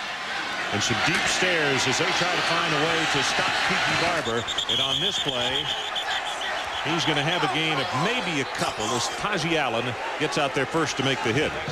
Well, a big part of tonight is the defense of Rick Lance. Here's what they've been able to accomplish, and the biggest figure in that is the 4 turnovers forced, and then the offense being able to cash that in for points. But they have really pressured the quarterback. Ricky Williams has been a non-entity in this ball game as far as having an impact for the Longhorns. Can't get in the flow. They've been able to. The turnovers took Ricky Williams out of the flow of this game. He's got 19 yards on 8 carries. Pass goes back to the tight end, and Gary, who had a touchdown against Texas last week, has a first down as King and Carter knock him down. Let's check in with Mike Tirico again. Mike. Ron, running backs all over the country having a good day. For Arizona State, Michael Martin's already over 100 yards, and now Terry Battle, his backup, through the Oregon secondary. 21-yard touchdown. ASU by 21. Well, the Devils are believing that.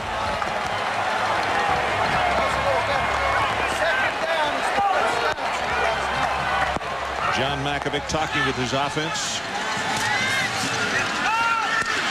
That's Wilkins, converted running back. They've moved him to wide receiver. And try to get the middle screen going. He has a gain of 1. Tyson King makes the tackle on it. Just good rhythm in the offense tonight for Virginia. You got to credit the offensive coordinator, Tom O'Brien, the quarterback coach, Joe Kreback, and George Welsh, of course, is a guy who knows a lot about offense. But if they felt like, and I know the coaches didn't, but if people felt like they had a quarterback problem here, it was answered. Tim Sherman has answered that for George Welsh tonight. Yep, Aaron Brooks is going to be signaling in plays the way things are going right now. Straight ahead, they go with Anthony Southern. Gray Mosier grabs him by the ankles. And you talked about Aaron Brooks, the backup quarterback. He just needs experience. That's the only thing that really separated him in the battle with Tim Sherman. He just was separated a little bit. And they would like to get him into 20-25 plays a game, but he's not crossing that field tonight until this game's out of reach, because Tim Sherman's in a kind of a rhythm and a flow tonight that you like in your quarterback. Third down, and the Cavaliers, to keep this drive going, need the 45-yard line.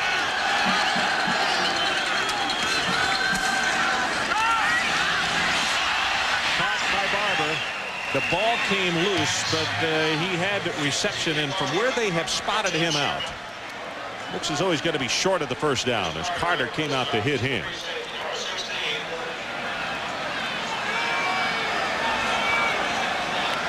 They're going to punt the football. They've got everything going their way. 2:52. They want to put Texas and make them go against that great defense of the Virginia Cavaliers. Will Bryce to punt it away. Mike Adams goes back deep for the Longhorns.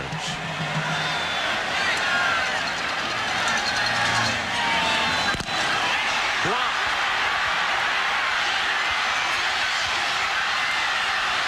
Ball is still loose, and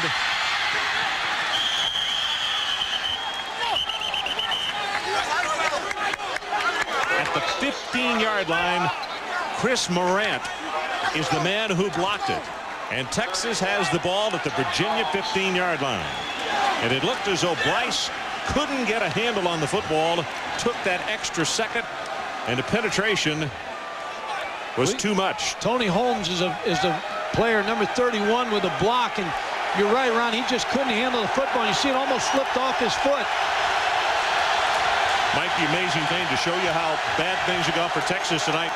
They block it and still couldn't pick up the kick and take it in for the touchdown. Well, what you teach your defensive guys is just keep scooping it and knocking it down the field, because you're going to get it anyway. Just keep knocking it all the way down the football field as close to that goal line as you can get it. Richard Walton with his second offensive series.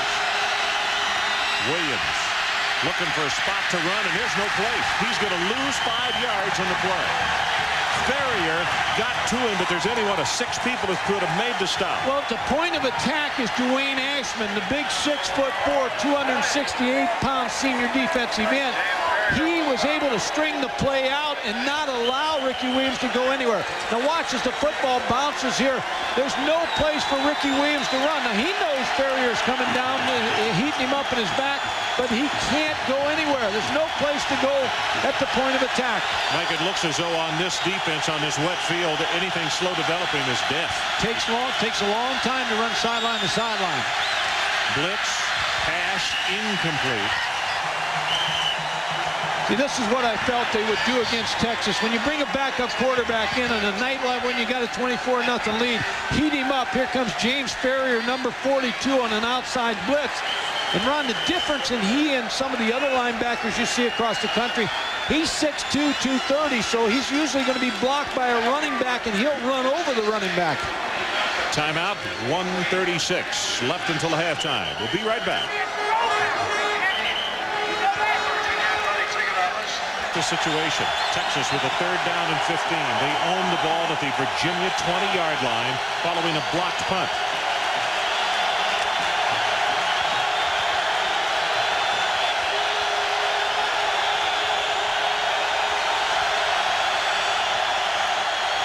Richard Walton sets in the pocket under heavy pressure. Back over the middle and incomplete as Sharper came across and knocked it loose. John Harris was coming with some great pressure inside. To be a great defense, and what Texas was trying to do is get the ball to Priest Holmes out of the backfield, but to be a great defense, you see Priest Holmes, number 33, there's the curl route on the outside by Curtis Jackson. You must take the football when all of a sudden a team gets a break and gets inside your 30-yard line. You must not allow them in the end zone, and that's exactly what this Virginia defense did. They rose to the occasion and shut down this Texas offense. I believe it's going to be a 37-yard attempt. Going to be placed down at the 27. Schultz is holding.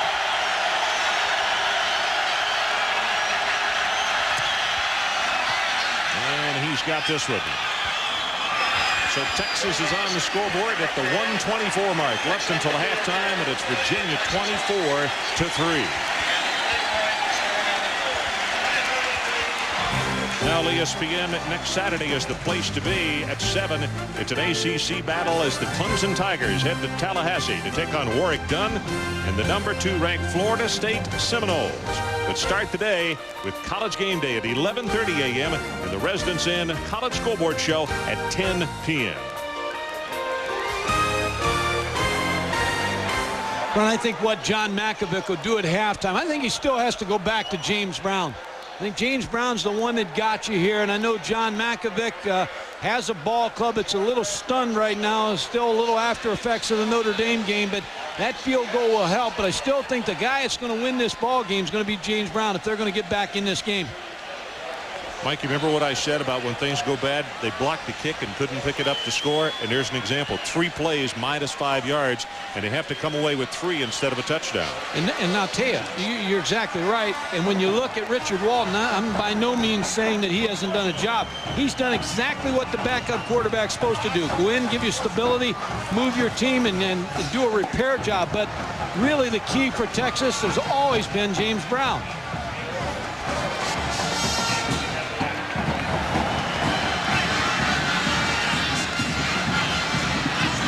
You look at Rowe and Terrence Wilkins back deep as the rain continues to fall. Started probably about 15 minutes before kickoff. We just had a deluge, and it's been a steady drizzle just like this all night long. Virginia hasn't felt it. I'm afraid Texas has. And it's a squib kick. High pooch kick at the 32. Mike Tirico, let's check back with you. All right, Ron, coming up, it is the GMAC halftime report. We know the 8 teams in the Major League Baseball playoffs. We'll tell you how everything's shaken down. What a great day for Troy Davis. We'll show you a record-setting performance, and Chris, Lee, and Kirk will recap the action in South Bend as Ohio State set itself up for another big one. We'll see you in a few minutes. Guys. Okay, Mike. Ricky Williams on the sideline wondering what in the world has happened in this first 30 minutes. Texas uses a pooch kick there to make sure that Virginia does not come away with a return. So they go from their own 32-yard line. Barber spins off the tackler and is going to wind up with a gain of almost 8 yards. Tiki Barber, when he came into the preseason, tried to put on a little weight, 208 pounds. George Wells said, I knew it was a mistake, and I told Tiki Barber, but now he's down to 195, averaging 6 yards a carry tonight. Barber found out that it was a fantasy, that he could not play weighing more, that he was much more mobile and agile at 195. It's shown tonight. Bounces it outside. You see the pressure? That's Allen, and he will knock him out of bounds for no gain. Tiki Barber again with the ball. Well, you want to build a fence when you're on defense, and when that ball starts bouncing, you keep contained, and that's exactly what Texas did. Tim Sherman, I think he's been a major difference in this first half. 12 of 18, 146, but he set the tempo. He set the rhythm for the offense. They attacked the Texas defense. He opened up Tiki Barber in the running game by his passing.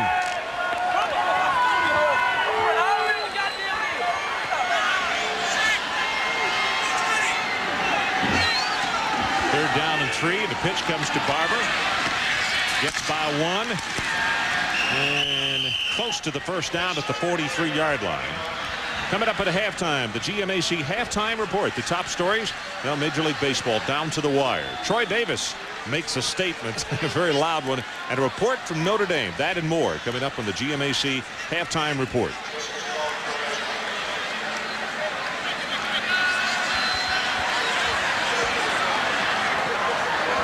Now, Ronde Barber on the sideline, the twin brother of Tiki Barber. He is an interception tonight. Interestingly enough, last year, the game down in Austin was the only game that Tiki Barber did not score a touchdown in. Tonight, he has 3 in the first half.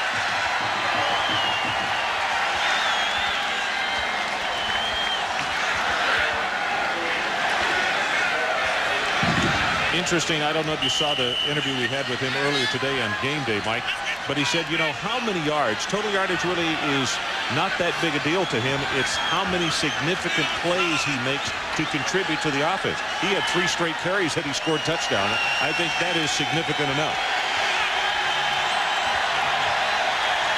That's marks the end of the first half with our score. Virginia 24 and Texas 3. Now let's join Mike Tirico with the GMAC halftime report. Mike? Okay, Ron, so John Mackovic, who was a quarterback at Wake Forest in his playing days, not a very happy return to ACC country, 21-point game at halftime. Coming up, it is the GMAC halftime report. As mentioned, Chris Lee and Kirk. And boy, they have done a job tonight.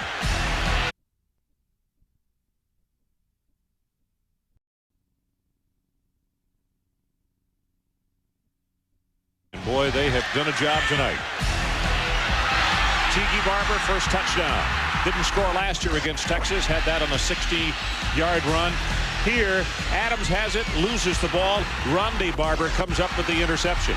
Now Tiki Barber, 26-yard touchdown run, and he's not done. This one from 12 yards, his third first-half touchdown.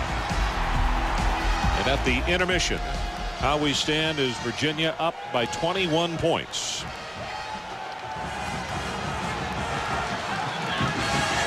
So when you look at the Twins and their numbers tonight, Rondé with 1 interception, 3 tackles, 2 for a loss. And for Tiki, 16 carries, 89 yards, and 3 touchdowns.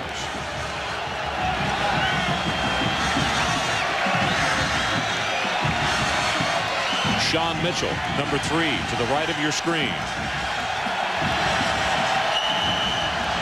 Mike Scarborough is the other deep back. He is to the near side. Garcia to kick it off.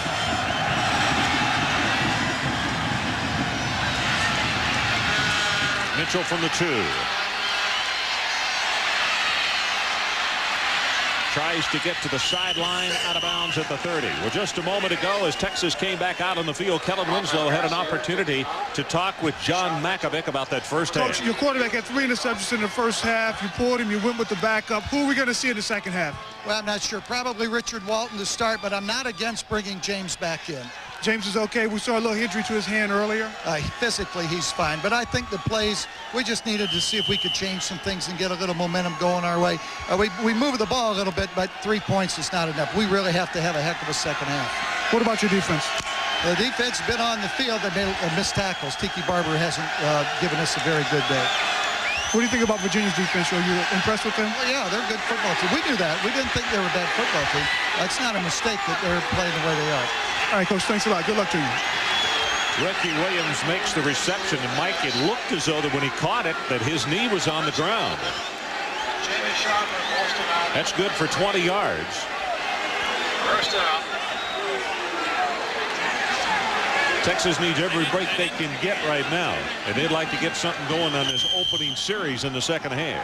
Well, John Mackovic, he's going to go with Richard Walton. I expect we're going to see James Brown. He's just looking for a little spark here in the second half to get this Texas offense moving a little bit.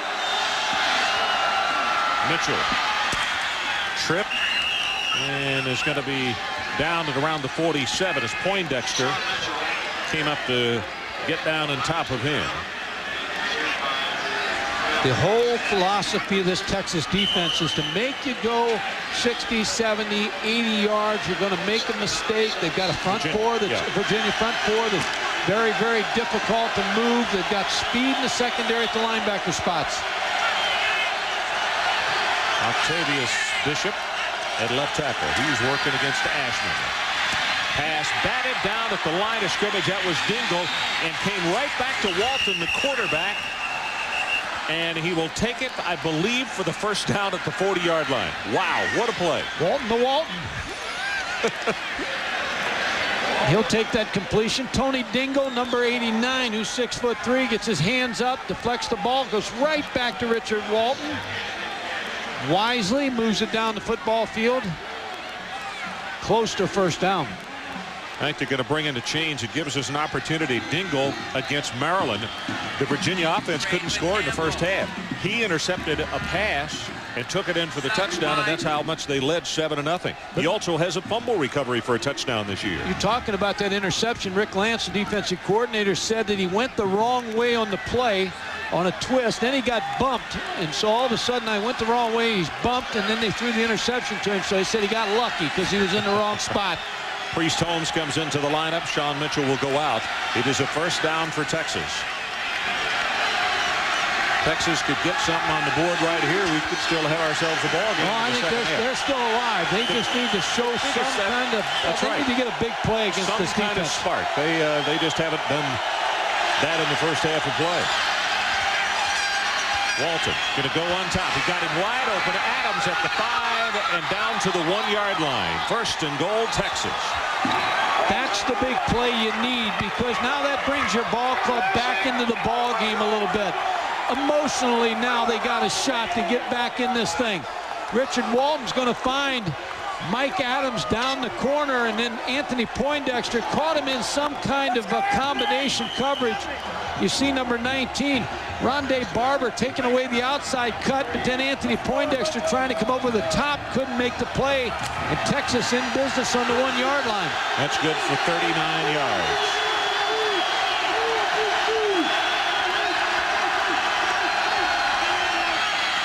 Priest Holmes goes airborne, a touchdown, Texas.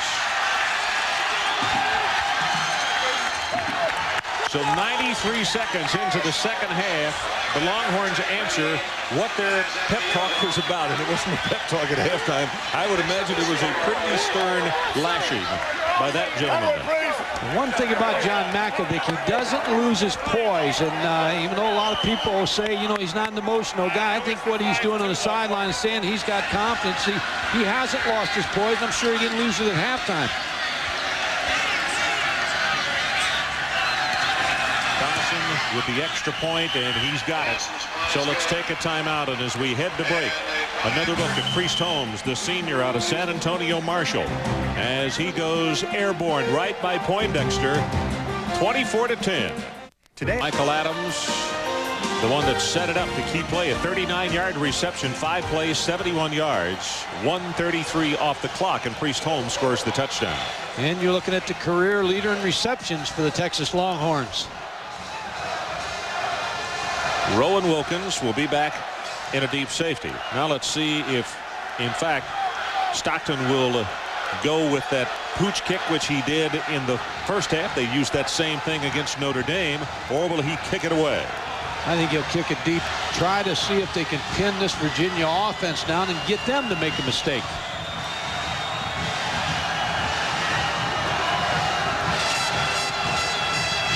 Yeah, you're right, Mike. He kicks it away. And this is Wilkins at the 7. Flag comes down. And for Virginia, they're going to take over with one of the worst field positions they've had all night following this penalty.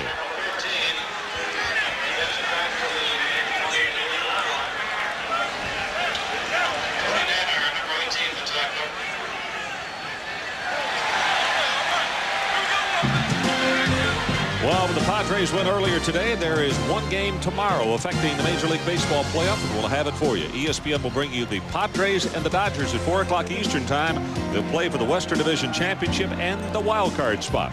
ESPN also will start the divisional playoffs on Tuesday, 1 o'clock Eastern, Cleveland against Baltimore, followed by the National League divisional playoff game at 4. And they have marked this penalty off against Texas for an illegal block below the knee. On Thomas Jones, number 6. He was trying to take the wedge out, and he went low on it, and he got the penalty. So rather than the penalty being against Virginia, which we had assumed, they take over with great field position at the 45. Sherman throws the pass, almost intercepted by Allen. Owen is the man that he wanted. Tim Sherman hasn't made a lot of mistakes tonight, but when he is in trouble is when he rolls to the left. He can't get square to the line of scrimmage, and really has been erratic on his couple passes that roll into the left side.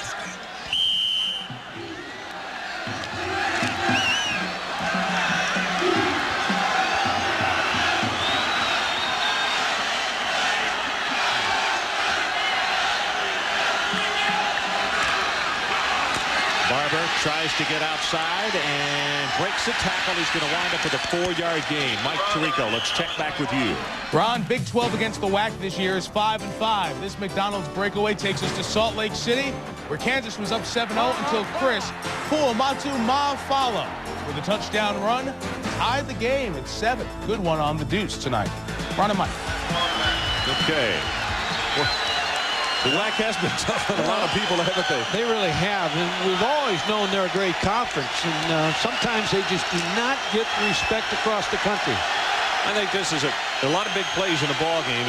3rd down and 5. If Texas were to stop them right here, Mike, emotionally, a very big boost for this Longhorn football team. Sherman going to go long over the middle, got a man wide open, and Wilkins had it go right through his hand. Good heavens, he's open. You talked about Wilkins. He moved from tailback, and now he's a wide receiver. He just lost this ball. Just couldn't find the football. He wide open down the middle against 2 deep coverage. And Trey Thomas is really happy he did lose the football. Breathing a little easier. Will Bryce to punt from the 35. As you look at Mike Adams, high pass from center. And Adams signals for the fair catch and makes it at the 15. So the Texas defense does their job. Timeout. 24-10. Our new score. Virginia on top. The 10 in this crowd. All of a sudden they were kind of getting back in here late. As you look at the numbers. I'm sorry. That's all right. We talked about the primetime players, and Tiki Barber's had a great ball game today. Ricky Williams, just because of the game, has not been able to get untracked a little bit, falling behind so quickly. Crowd in that opening series not in the ball game, but now they're trying to help out the defense. Is Scarborough the intended receiver, and Walton just clearly threw that one in behind him. Well, the big difference in this ball game is the inability of Texas to run. We say it all the time. You know, you've got to be able to run the football, and the Virginia defense came into this night averaging only giving up 50 yards a game, and so far tonight they've been under that. Texas is at only 42 yards rushing the football. Good look at that down 4. Harris, Dingle, White, and Ashman. Here's Williams. Tried to make his cut, slipped a little bit, and there's Poindexter, just picked up a really, really dumb penalty. He is down 3 seconds, and now instead of causing Texas to kick the football, it's going to be a personal foul and a 1st down. I guarantee you, Rick Lance on the sideline is just going crazy. And he's one of the players that when Rick Lance talks about his defense, he said Anthony Poindexter is the one player that we cannot have off the field. But again, just a very, very dumb penalty. So the ball out to the 34-yard line and a 1st down. See, sometimes you can have turnovers, intercepted passes, but that's just like a turnover there because you're right. They had him stopped. Mike, this gets the 15 back that Texas lost on that penalty on the kick as far as field position. They fake the counter Trey, and it's the reverse. Mike Adams with a block. Gets another block, and it is a nice play by Barber. If Barber doesn't get a hand on him, I'm not so sure if we're not still seeing 40, 30, 20, 10 touchdown. Good design of the play and a great call because you want to reverse against a fast-flowing defense, and when you're having a hard time running the football, all of a sudden they're going to bring Michael Adams around on the reverse. Now watch the linebackers and defensive line. They run so well. Everybody's moving to the football. Now Michael Adams uses his speed to pick up more field position. You're right, Rondé Barber with a pretty good tackle. You know, Harris stayed at home. He read the pulling lineman as Walton is sacked, and it's Ashman who got through to get him. It's the 2nd sack of Texas quarterbacks tonight. Well, that's his 19th career sack. Played 41 straight games for this Virginia defense, and when I talked to him last night, I said, who's your favorite players? He said, oh, Mean Joe Green was my favorite, but he said, I liked Earl Campbell. You know, here he's playing Texas, and Earl Campbell was one of his favorite players. He will play. I mean, he is a good-looking defensive lineman that can run. 2nd down and 12. Williams tries to get loose. Ball is loose, and Virginia would appear to have recovered it. Yes, and that's going to be failing. 5 Texas turnovers.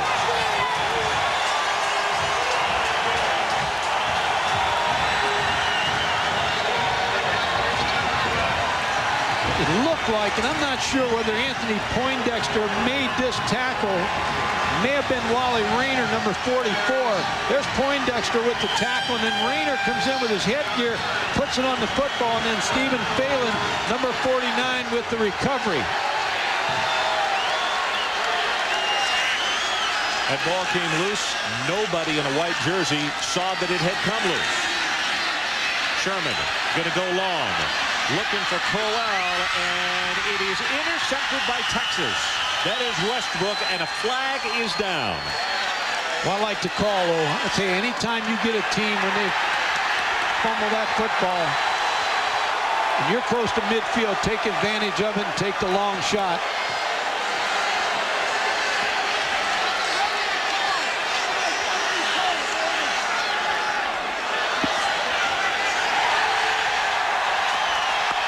Wow, I'll tell you what, I'm not sure I agree with this call.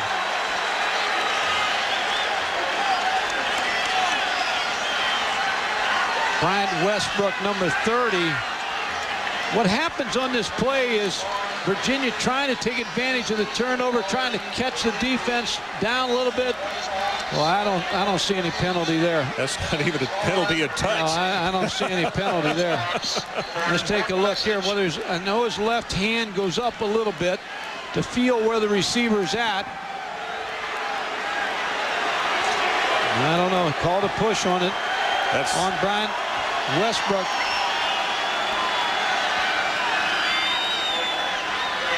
When John Mackovic watches this video tomorrow, ACC head of officials may get a phone call. There have been a few. Barber.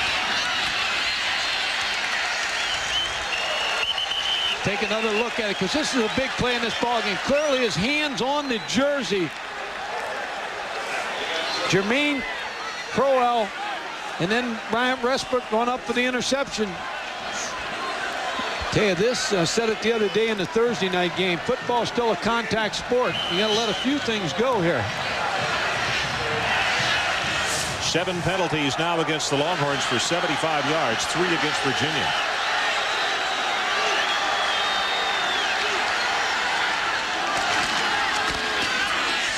Barber. Going to be 3rd down, and let's check in once again with Mike Tirico. Well, Ron, Oregon had cut the ASU lead to 34-20. They were driving but fumbled the football. Arizona State takes over, and Keith Poole, a great reverse, works it inside the 10-yard line in this great run. He caught Jake Plummer's 4th touchdown pass of the night. Arizona State back up 21. Frank Kush is probably even smiling at this football team out there. Since they named the stadium after the great coach at Arizona State.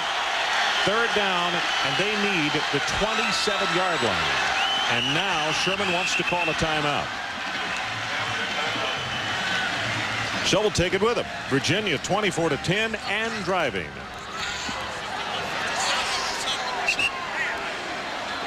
Just a little bit here in Charlottesville at our situation. Texas defense needing desperately to stop this one. It is 3rd down and about 2.5 yards, and the ball just inside the Longhorn 29.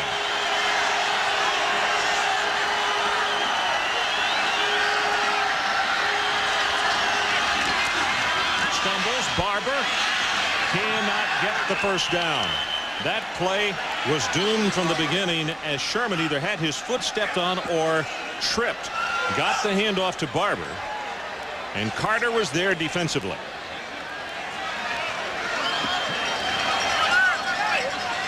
So it is 4th down. And George Welch says we are going to go for this 1st down. No. 16, Rafael Garcia has come into the lineup, and this is going to be an attempt just outside the 36. Ron, he made a 56-yarder in practice before the game. Down, plenty of distance, and plenty of accuracy. He's good from 47 yards.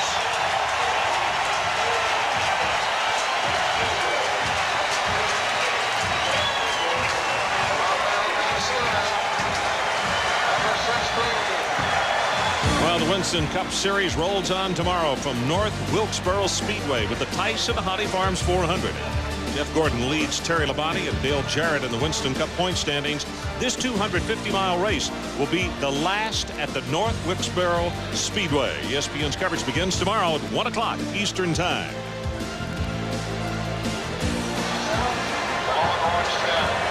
(27-10). Mike Gottfried. Situation where the pass interference penalty was huge on that serve. Well, it was huge because it gave field position that allowed the field goal. And you change the field position with that penalty. Mike Adams comes over to console one of his defensive comrades, and Bryant Westbrook saying, hey, you guys played well, but didn't get all the breaks on that one. Well, last year, George Welsh complained a little bit about the officiating in the Texas game. He felt like there was a field goal was made that they ruled it was not good. And then tonight we've had some complaints maybe from the Texas sideline. That's why I like split crews. I'd like the Big 12, half of the Big 12 and half of the ACC. I've always felt that was better than to have one conference officiating the ball game in intersectional play. Sean Mitchell to the left, Scarborough. Which you saw on the other side.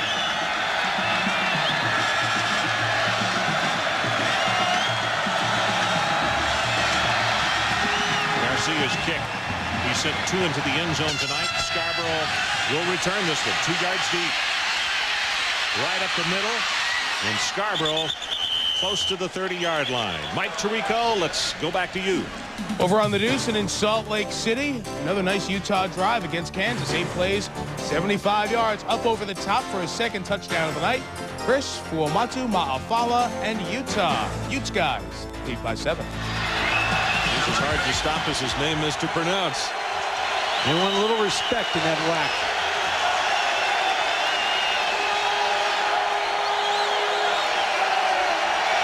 So Texas goes on offense. Wayne McGarity, number 8, has come in at wide receiver. Walton continues to operate at quarterback for the Longhorns. Pass in the flat, got it complete out to the 36, and that's the young man we were just talking about, McGarity. Here was a guy that John said during the week that he needed to get him into the ball game a little bit more. They've been a running back, moved to wide receiver. He's a big play guy who they say we need to get on the field and gets football to him. 2nd and 2.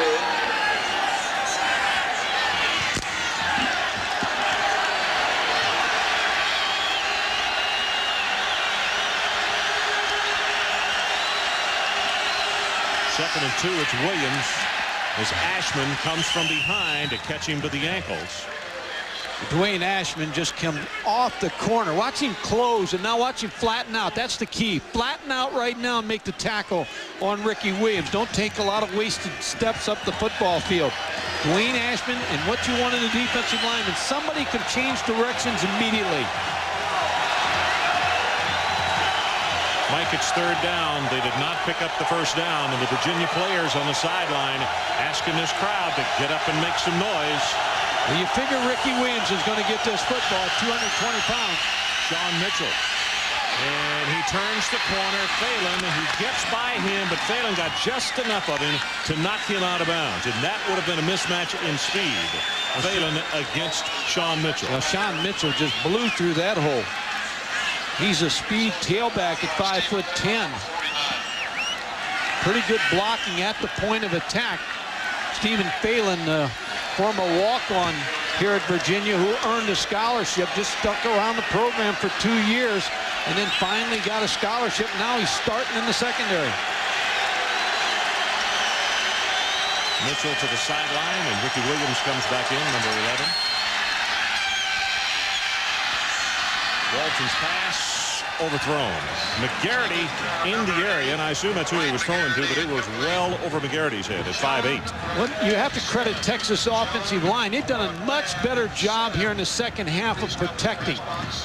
Keeping the tight end in. Number 81, Pat Fitzgerald, to block on Dwayne Ashman, getting the back to help, but they had good protection for Richard Walton on that pass play.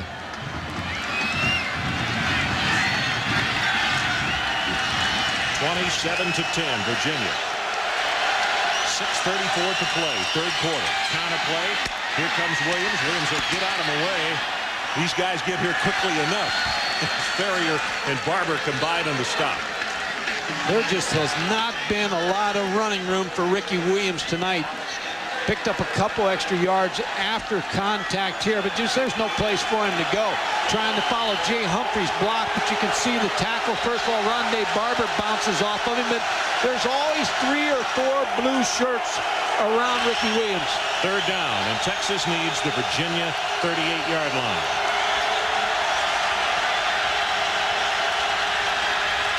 Blitz right up the middle. They pick it up, and the pass is caught for the first down at the 33. Barber makes the stop, but Michael Adams grabs it in. What made that play again, Ron? Pass protection. They're allowing Richard Walton some time to throw the football. Good adjustments by John Mackovic at half. Ricky Williams, we talked about an excellent running back. You see him at the one back. Now he sees the blitz coming inside. He picks up the linebacker coming in to try to make the tackle. He blocks it long enough for Richard Walton to get that pass to Mike Adams. Mike Adams with 5 catches, 84 yards.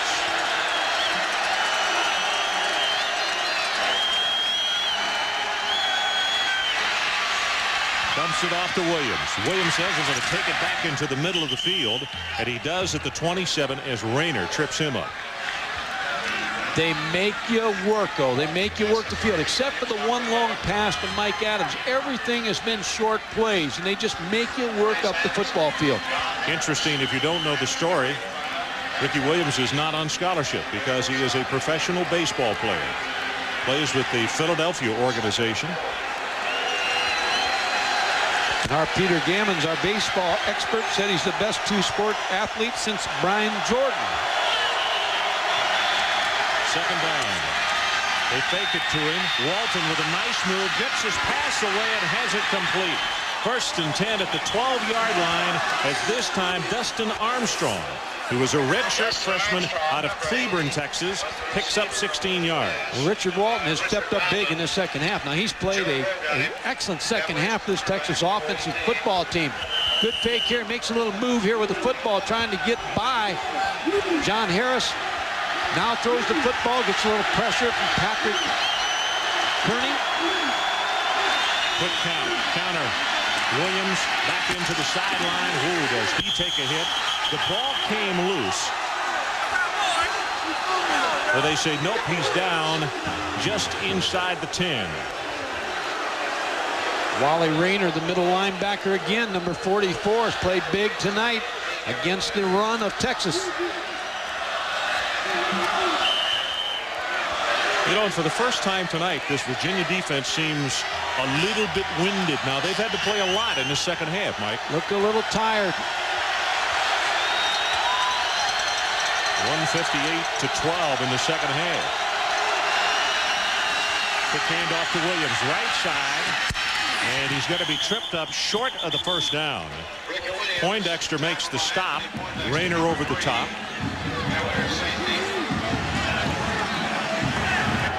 Always felt John Mackovic was an excellent play caller. He always calls plays that when you expect him to do something, he goes another way. Just a little quick draw trap to Ricky Williams on that play, taking advantage of the defensive line coming up the field on the pass rush. 11th play of the drive. Walton lobs it, overthrown, and he had Fitzgerald open.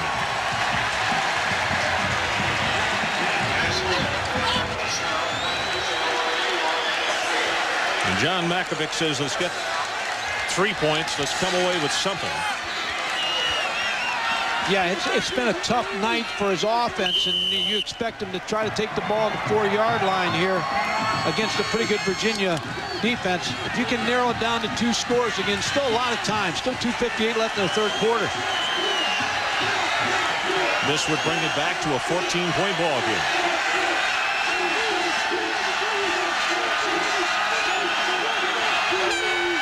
Fumble the snap, and give a star to Mark Schultes, who is the punter. He's the holder.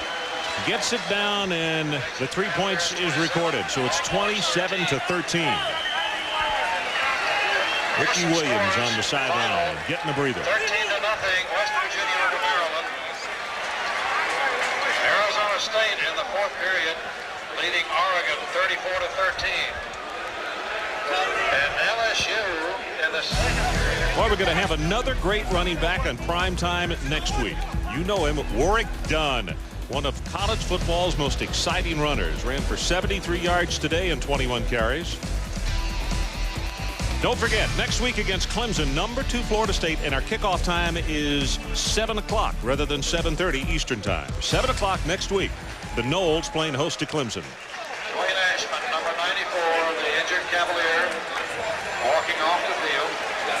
Dwayne Ashman, the outstanding defensive end who Mike talked about, coming off the field under his own power but limping. So we'll try to check on his status.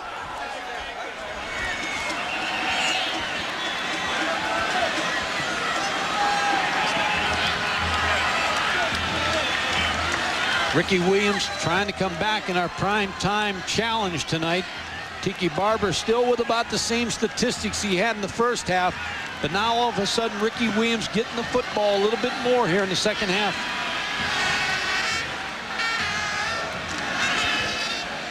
Stockton again will kick it off for Texas. Wilkins, one of the deep men.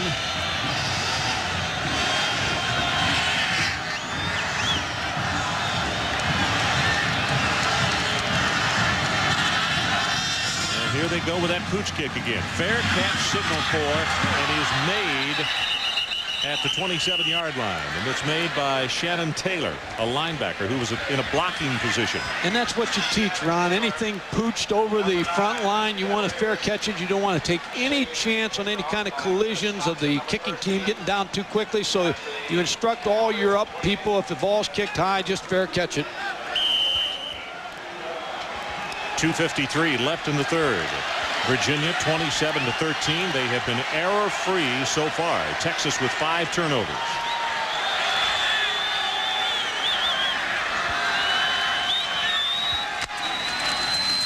Sherman with the option play. 95. Gray Mosier wraps him up. Mike Tirico, what do you have for us? Ron, back to close out this Arizona State game as Oregon keeps getting closer and closer. ASU finally puts it away here.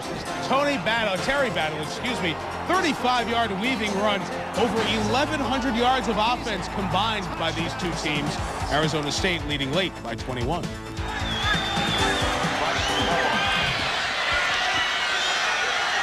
See, our game clock is about now under 2:20. Sherman going to run it. And he gets whacked by Tyson King. But he will have the Virginia first down. Tyson King with a good tackle. He's led Texas in tackles the past 2 seasons. Tim Sherman with a good decision to run the football and pick up the first down. Anybody that's worried about the quarterback situation in Virginia can put that to rest. They've got themselves a pretty good signal caller.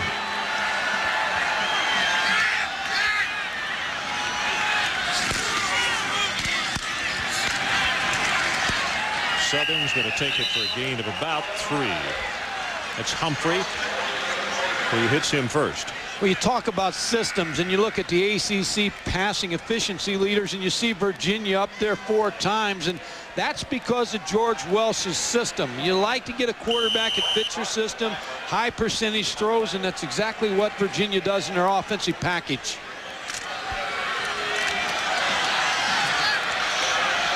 Like Lindy Infante with the Indianapolis Colts, I think he's really helped Jimmy Harbaugh. System again. This time they fake the counter, sets up the throw long. Flag is down, and the ball is knocked away. And they are... Well, the flag...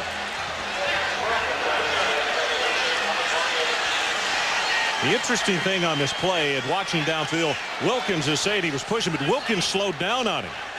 They're going to call pass interference on Texas.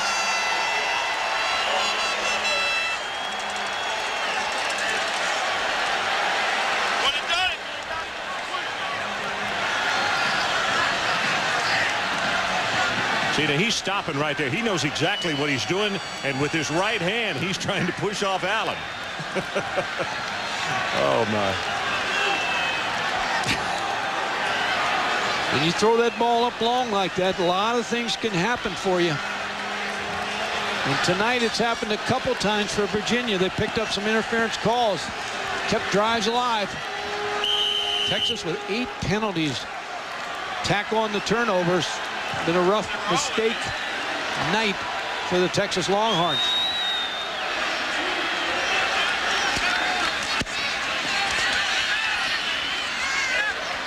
Tiki Barber will take it to the 40-yard line. Clarence Martin down at the bottom of that stack, and we are under 1 minute to play, third quarter. Well, what Virginia's doing right now, Ron, is taking a lot of clock. They're starting to make that clock and those minutes disappear on the Texas team.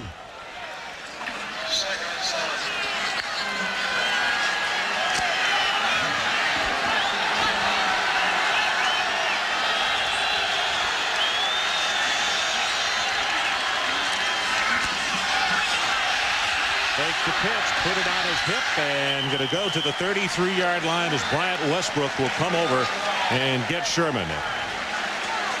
You know we got a quarter to go, but I'll tell you my player of the game for Virginia right now is Tim Sherman, because he has given the spark that this offense needed.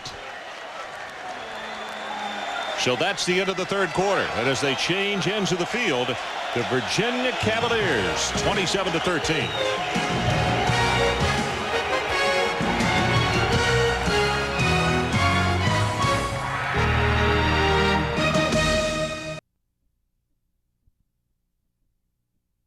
Minutes. It is a third down situation, Virginia, and just under a yard to pick up the first down.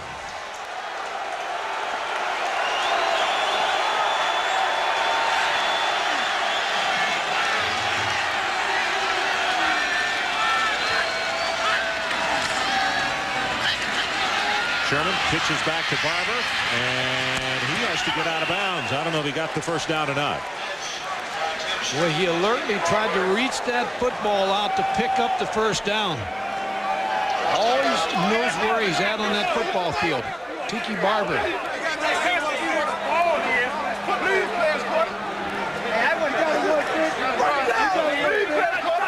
So the other reason I like split crews, because just what's happened there, Texas players are starting to argue with the officials. You'd like to at least see somebody you've seen before. And you know, it just really gives it a comfort level for your players and your coaches. Come on, number 30, let's go. You know, he got it for 2.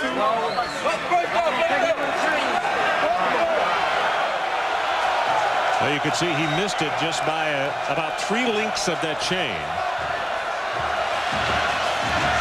Here's Tiki Barber. He's going to reach out. Watch at the end of this play.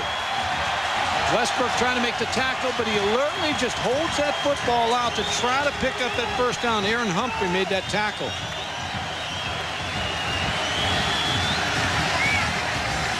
Tim Sherman showed me he's a pretty good running quarterback. Maybe a quarterback sneak here, or do you put the ball in Tiki's hands? I'd say Barber. I don't like taking the ball off the line of scrimmage. I felt like I had a good push in that offensive line. I got a veteran senior center there locked, and I might not take it off the line of scrimmage. Fourth down, quarterback sneak.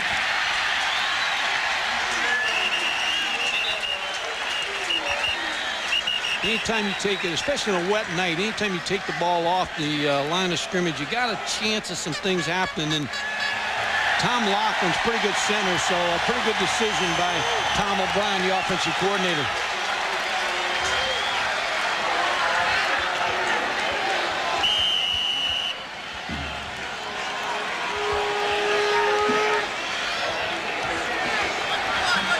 #29, Brian Owen checks into the ball game at wide receiver.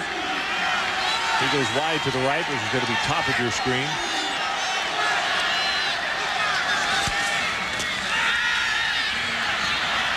Sherman missed by Humphrey, loses the ball, and it's been picked up by Kyle Richardson of Texas. And they are going to whistle the play down.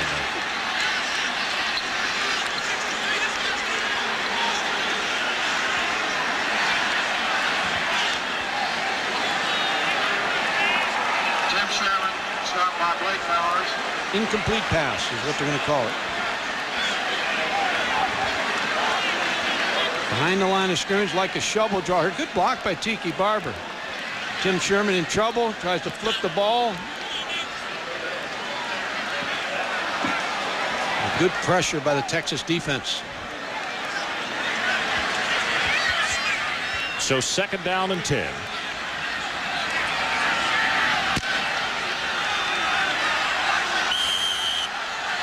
(27-13). Virginia leads. 2 touchdowns here early in this 4th period.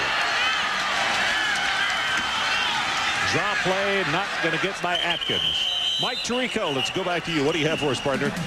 Well, Ron, Mike Fouts, the nephew of Hall of Fame quarterback Dan Fouts, putting on quite a show. 8 touchdowns, no interceptions this year. Here's the 8th touchdown, 65 yards to Kevin Dyson. Utah on the deuce leads Kansas by 14, and it is a final now. Arizona State beat Oregon 48-27. Next up for Arizona State, Boise State at home. So, Mike, Kansas was one of only 3 teams in the Big 12 left undefeated. And that in jeopardy right now. And we've had a penalty here. Offside on Texas. Again, you see on the field a lot of arguing between the players and the officials right now. They're going to get regain their poise a little bit on the field.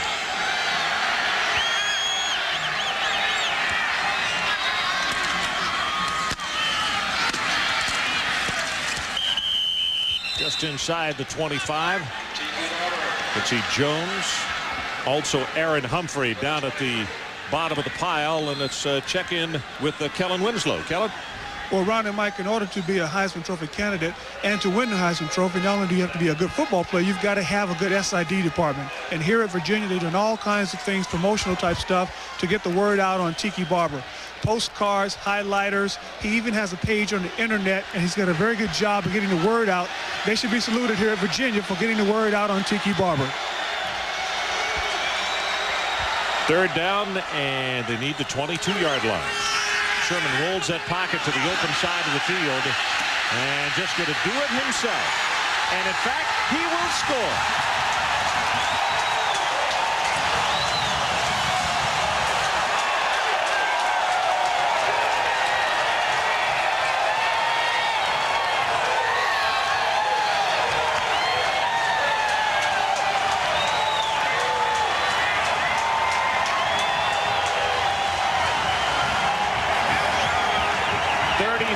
To 13. Somewhere in this stadium, there's a proud father, Tom Sherman, the coach for Virginia, and he probably recruited his son. So he's taking the credit for recruiting his son and bringing his son along as the quarterback for Virginia. Extra point by Garcia is good. And as we go to break, let's take one more look. Anthony Southern had an outstanding block on the play. Also, Tiki Barber is there, blocking for his quarterback. Out of the grasp of Humphrey, 34th.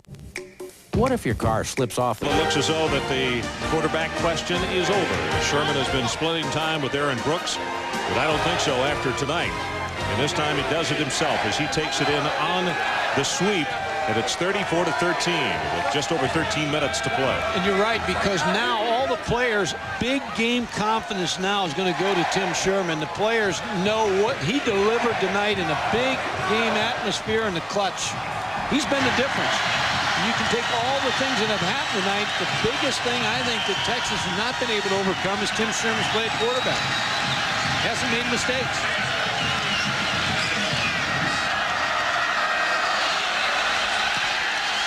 Garcia's kick. Scarborough from the 2. Ball is loose. Texas recovers at the 25.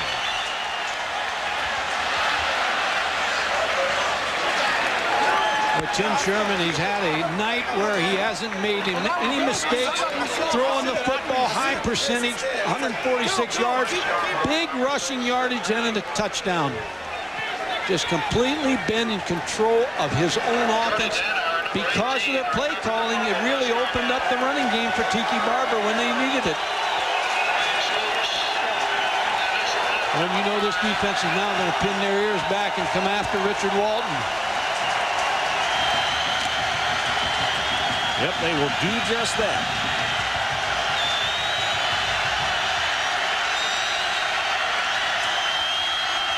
Ricky Williams spins it out over the 30-yard line. Well, with the Padres win earlier today, there is one game tomorrow affecting the Major League Baseball playoffs, and we'll have it for you. ESPN will bring you the Padres against the Dodgers, 4 o'clock Eastern time. And, of course, they play for the Western Division Championship and the wild card spot. And then ESPN will also start the divisional playoffs on Tuesday, 1 o'clock Eastern, Cleveland against Baltimore, followed by the National League divisional playoffs, that game at 4 o'clock.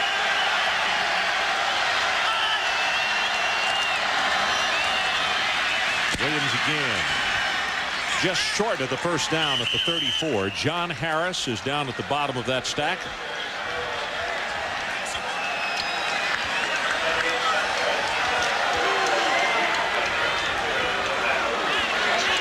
All the pressure that this Virginia defense applies to you. 4 tackles for losses. You can see the pressures on the quarterbacks.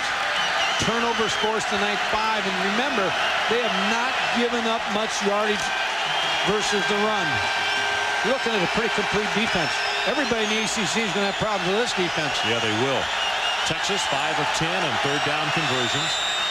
Williams will have this one, though. You see 99 Shivers.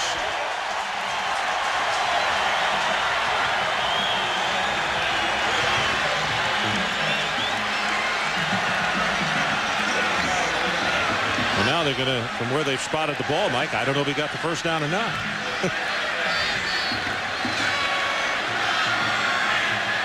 Tonight, Tiki Barber, again, most of his damage was done in the first half. Ricky Williams really has come alive in the second half, getting the ball a little bit more, but in yards after contact. I think the key there is the missed tackles by the Texas defense on Tiki Barber. A lot of missed tackles. John Makovic talked about it to Kellen Winslow at halftime.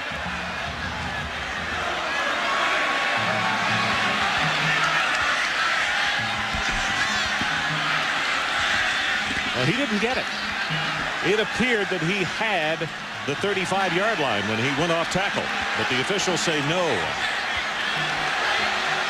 Well, it doesn't matter because they're going to go for it anyway. It matters because they had a first down, but they've got to go for it. John's on the official, and you can see that he is just in the ear of the official in front of him. He is not happy. He is really giving him an earful.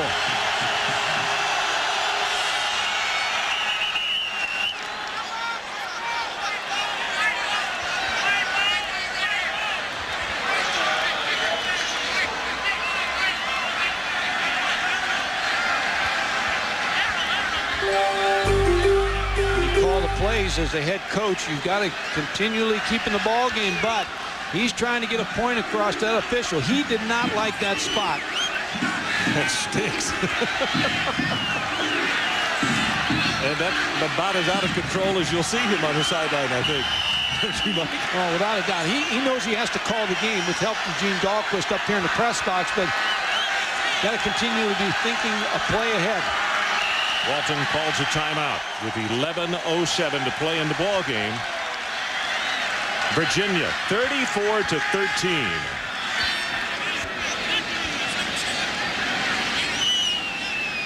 Just over 11 minutes to play in the ball game. Virginia 34-13. Don't forget, coming up immediately following our ball game here, the Residence Inn College Football School Board. That's coming up next. Trying to look for a lot of pressure out of this Virginia defense and to try to go for an interception right here. Try to put a lot of pressure on Richard Walton.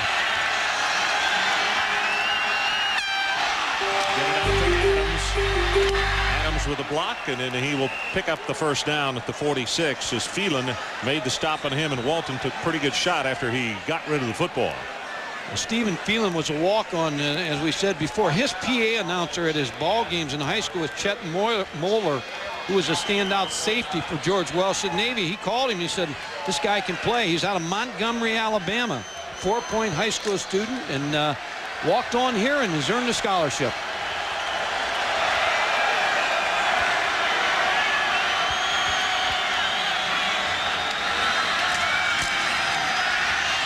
Walton's pass dropped by McGarity. Sharper was out there on him, just a little bit behind him, couldn't hold on.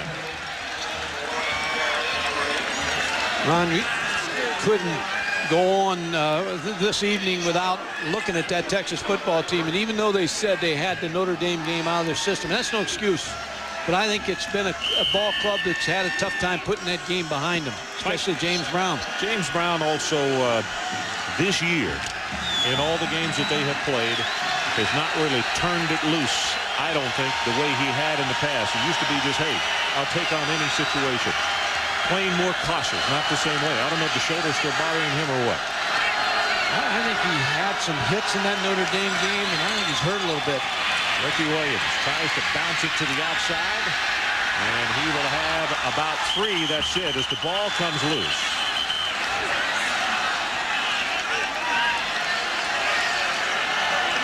And Williams is shaken up.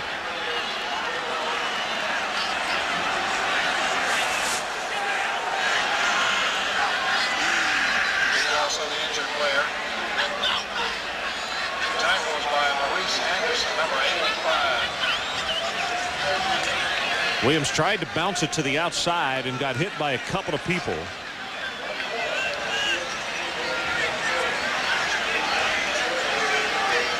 I think it was Maurice Anderson, number 85, chasing Ricky Williams.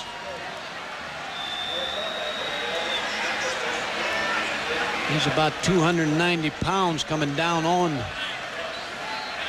Could be the shoulder. Mike Tirico, let's check in with you while Ricky Williams is being helped off the field. Well, Ron, want to show everyone a couple of the great finishes today. Triple overtime for Cal and Oregon State. Pat Barnes, the keeper.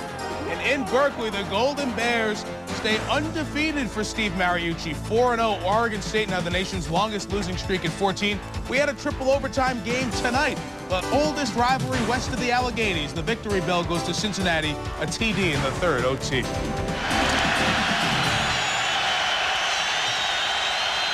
Third down for Texas, and they need to take it to the 44-yard line to get the first. Walton sets in the pocket. Incomplete. Texas bench out on the field. Want to know if there is a flag for pass interference, and there will be none.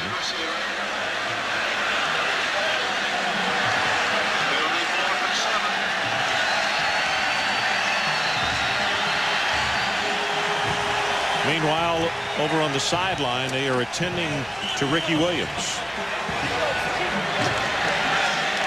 Mark Schultes, the junior out of Sherman, to kick it away. Tiki Barber, the only man back.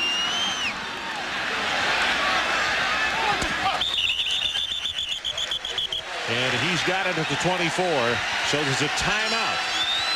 9:49 left in the ball game. All Virginia. Just under 10 minutes left in our ball game. And on the sideline, Ricky Williams continuing to be attended to by the Texas trainers. And we'll show you after this play, it appears as though it's a knee injury. She got hit low and high.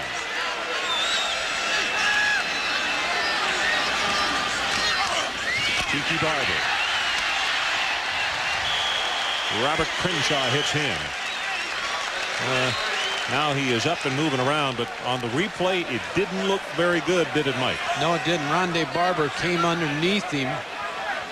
You're going to see number 19 come in and hit him on the right leg. It looks like maybe got it stuck inside there, his right leg. Ball came loose. Looks like he's okay. Spanky Stevens, the trainer, following on the sideline to make sure that he is all right. 25, Anthony Southern. And Southern tackled by Carter. And let's check in again with Kellen Winslow. Kellen? Well, Ron, they're very concerned about Mr. Williams, rightfully so. They were checking his right knee, put extra pad on there. They're talking to him now. He's trying to walk it off. Looks like he may go back in the ball game. Well, the Phillies are breathing easier. Yeah, that's for sure. And it's Good to see him running on the sideline.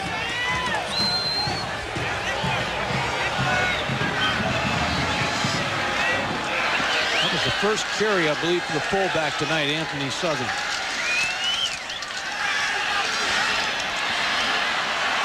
Going long, in and out of the hands of Westbrook, who had the cover on the play. Second carry for the fullback tonight. It's a tailback offense here for Virginia. Fullback's going to block most of the time. Every now and then you keep him happy with a carry. Bucky Godwell, the running backs coach, consoling Ricky Williams on the sideline, and I'm sure that he too is excited to see that Williams is up and about.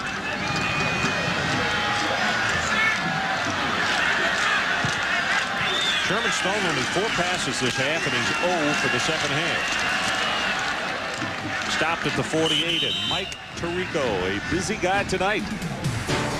Certainly are, Ron. For the folks who are out at college football games today, maybe you didn't catch the story of the day. Troy Davis, 4 touchdowns, but 378 yards rushing. Third best day by a major college running back. Darnell Autry, Northwestern's win earlier on ESPN, over 100. And Amos Zaraway of West Virginia, 4 out of 5 games, over 100 yards. And the numbers on Tiki Barber tonight: 25 carries, 121 yards, and 3 touchdowns. The swing, the pass out to Barber. Westbrook hit him. He lost the football, and then it is knocked out of bounds. So it'll be possession with Virginia.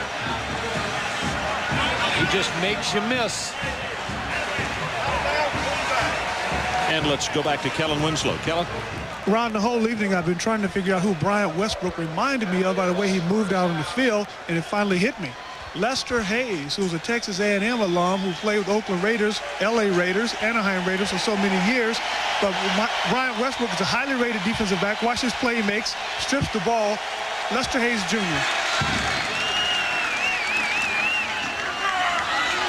Thomas Jones runs back into the short side of the field. 59, Kyle Richardson on his back. Also Tyson King helped out on the stop. Under 8 minutes to play. Virginia jumped out to a 21, then a 24-0 lead before Texas got on the scoreboard just before halftime. And Barber appears to be okay, so good to see that both tailbacks shaken tonight and are up and all right. George Welsh said he'd like to have him carry the ball about 25 times a game. And that's exactly where he's at tonight, 5 receptions. So he's had a busy evening. Jones. Casey Hampton, number 64. He's a true freshman out of Galveston Ball High School. Made the stick on him. Cedric Woodard, who is a defensive tackle, defensive end, actually, who plays behind Gray Mosier, was injured in practice this week and didn't make the trip. And Texas a little bit slim in that defensive line category. Third down. Corral in motion. The pass is caught at the 13. Westbrook had the cover, but it was Owen who grabbed it for a 13-yard gain. Ron, he was a walk-on kicker here. He worked at the Golden Corral Steakhouse to earn his money to go to school here. Came out one day and ran a 4.6, and plus he saw Garcia kick, and he figured he's never going to kick here, so he went, tried a different position. Now he's a wide receiver on scholarship. He's eating those steaks down there now. He's not working there anymore. It's away, B.O. Jones hurdles one tackler, then Humphrey gets on his back and will stop him after a short yardage gain. You look at Virginia, North Carolina, the team, Georgia Tech, who saw them the other night. They're a good football team, still competing with Florida State. And of course, I'm sure Florida State sitting back looking forward to the return of Virginia to their stadium after that game last year where they lost it here on Thursday night. Florida State clearly out ahead, but Virginia going to challenge. And this Georgia Tech team's a young ball club, but they're very, very tough.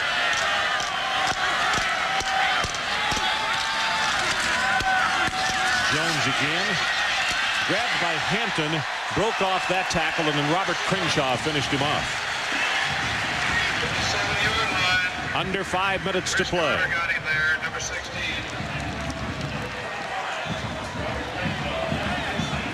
Now next week we get to see the Seminoles as we head down to Tallahassee.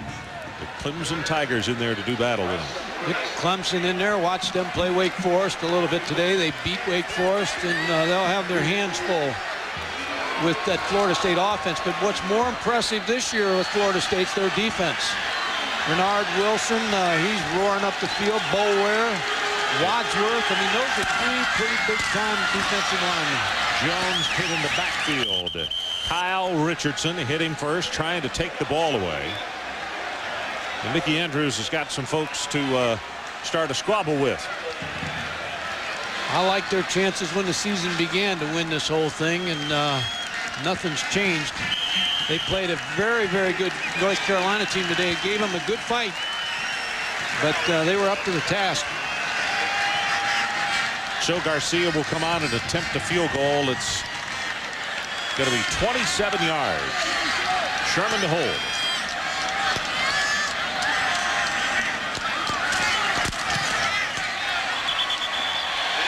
He's got it. Schultz is breaking the action. 37-13 with 3:42 remaining. That reminds me at the end of the. Okay, 37-13. Virginia on top as you look at the Texas bench. Been difficult. We chronicled the first half for you just a while ago, where this Virginia team got 3 quick touchdowns from Tiki Barber, then the field goal. 24-3 is how we stood at halftime. Texas came back, scored with 93 seconds into the second half, and then had a couple of things happen that kind of derailed it, as it looked as though they were gaining some momentum, and Virginia took it over.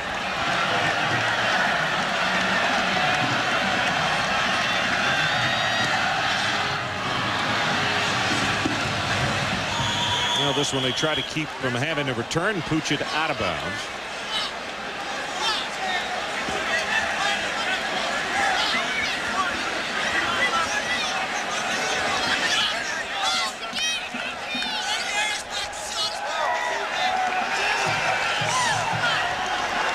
So George Welch not all happy with everything that's happening. He didn't like what his special teams just did. Kicked it out of bounds. And the Longhorns get it at the 35-yard line with 3:42 remaining. Well, they sat for a year and they looked to this ball game. This is payback for this Virginia team. Mike, when this thing was sold out in May, that was a message right there that the students and the alumni were aiming for this one, pointing to it. Name and homecoming, you got to have some confidence. Walton's pass intercepted by Phelan. 6 Texas turnovers. Well, the PA announcer at his high school said, "I told you so." He can play for you, George. Stephen Phelan with the interception. I think the key in all this is it's a great story, because here's a guy who came here as a walk-on and played 2 years, and George Welch said, frankly, I didn't think he could ever play here, but he just kept working, and all of a sudden he made some plays in practice and he cemented himself a position. Well, as you might expect, Brooks is going to come in so they can get him some reps. Number 11 at quarterback. He's a sophomore. Newport News, Virginia. And this is Jones, Thomas Jones, the freshman out of Appalachia, Virginia. Kellen, let's go back down to you. Well, Ron, we're down here on the field with a very proud mother, and we're trying to get some video here on Tiki and his touchdowns and everything. But while we're waiting for that, let me ask you about his academics. I know you're very proud of that also. I am more proud of the academics of both Tiki and Rondé, or just as proud as I am of their athletic capabilities. They've both always been very strong students. Tiki graduated high school with a 4.0, and he's carrying a B+ average now. And it amazes me that in spite of all of the time they spend in the computer lab and in the classroom, that they find time to do this well on the athletic field. Well, it sounds like a good standard was set. I hear you graduated with your master's with a 4.0. Yeah, I did. You know, you got to walk the talk or walk that walk and talk that talk all at the same time. You can't very well say do what I say and not as I do, because that will come back to haunt you if you're a parent. Does it bother you that Ronde does not get the exposure that Tiki does? Ronde's a very confident young man. I think if you spent 2 or 3 minutes talking with him, you'd know that he's a very confident young man. And he knows that he's doing what he has to do, and he's doing the best that he can. And as long as he's okay with that, I'm okay with that. They're very close, and any honor that either one of them gets, they've always been very good about sharing it with the brother. Well, you've done a very fine job in raising them, and congratulations to you. Thank you. Thank you very much. Ron, back up to you. Okay, Kellen, thanks a million. She could write a book on how to raise kids, because she's got 2 pretty good ones, and she did. Kellen's right. She set the example for them. Yeah, she really did. Graduated with that kind of average and her master's degree. As you see, the penalty being stepped off against Virginia. We have 2:11 left in this one. They're quite a story, but the twins, the Barber twins, Ronde and Tiki, tonight before this homecoming crowd, their senior season, leaving a night that they not only will remember, but all the folks that came and sat in the rain tonight will remember for a long time too, Mike. Well, it's a happy homecoming here. All that's left now is a dance. And Ronde will probably, and Tiki will probably show up there also. Ronde said he's 7 minutes older, right? Yeah.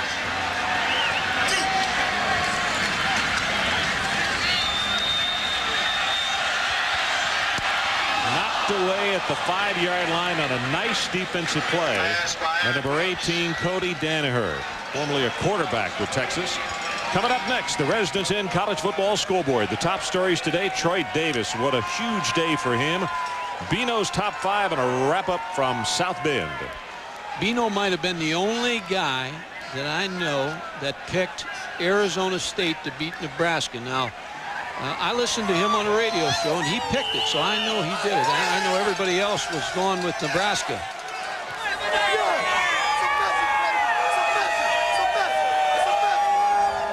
Frank Rotella will punt this time rather than Will Bryce. He's standing back at the 44.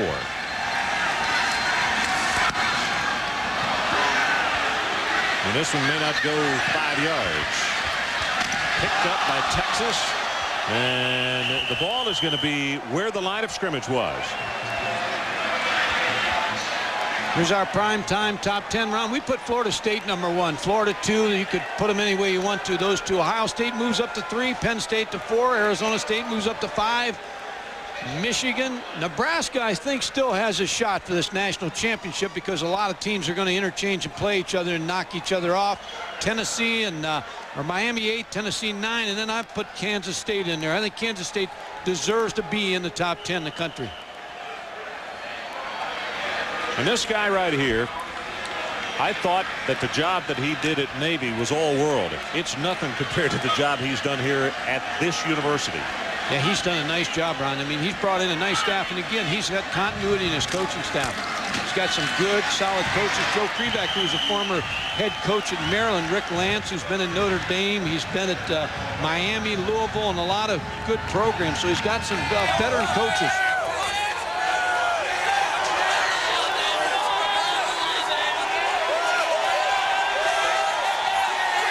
Clock is running at 1:12 and now 1:11.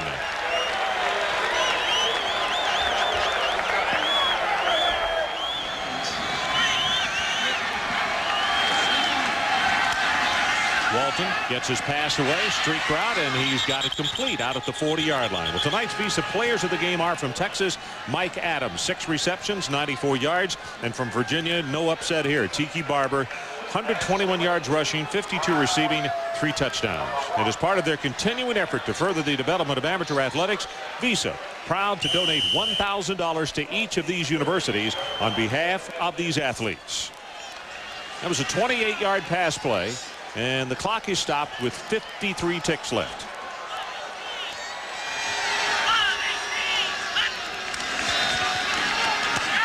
Blocked at the line of scrimmage.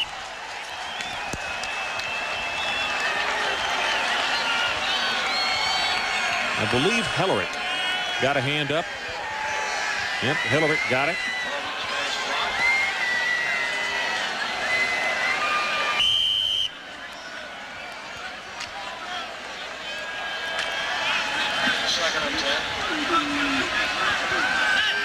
Tough chore for this Texas football team coming off that Notre Dame game and coming in here to this environment, meeting a good football team like Virginia.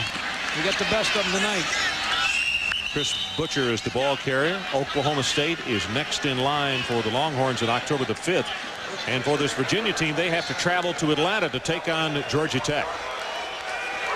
Georgia Tech team with Joe Hamilton at quarterback, pretty good running back in C.J. Williams. So a lot of football to be played yet in this ACC, but it looks like Florida State still the kingpin in this league.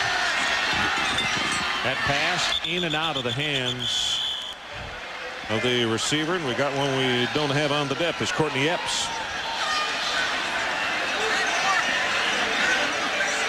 16 seconds left. Coming up, the Residence Inn College Football Scoreboard.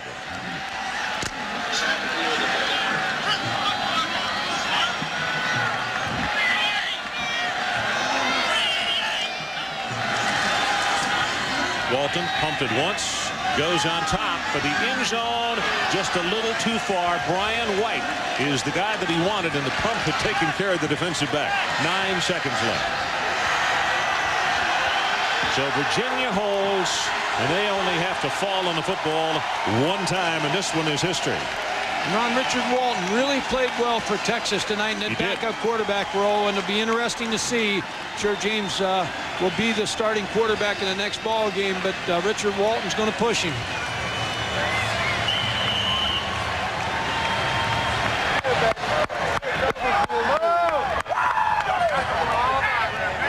So the celebration has started on the near sideline for the Cavaliers, as they will remain undefeated on this season.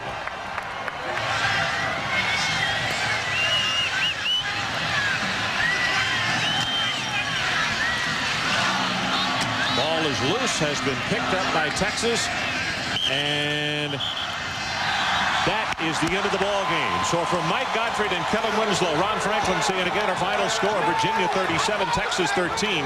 This has been a presentation of ESPN, the worldwide leader in sports. Now let's join Mike Tirico for the Residence Inn College Football Scoreboard.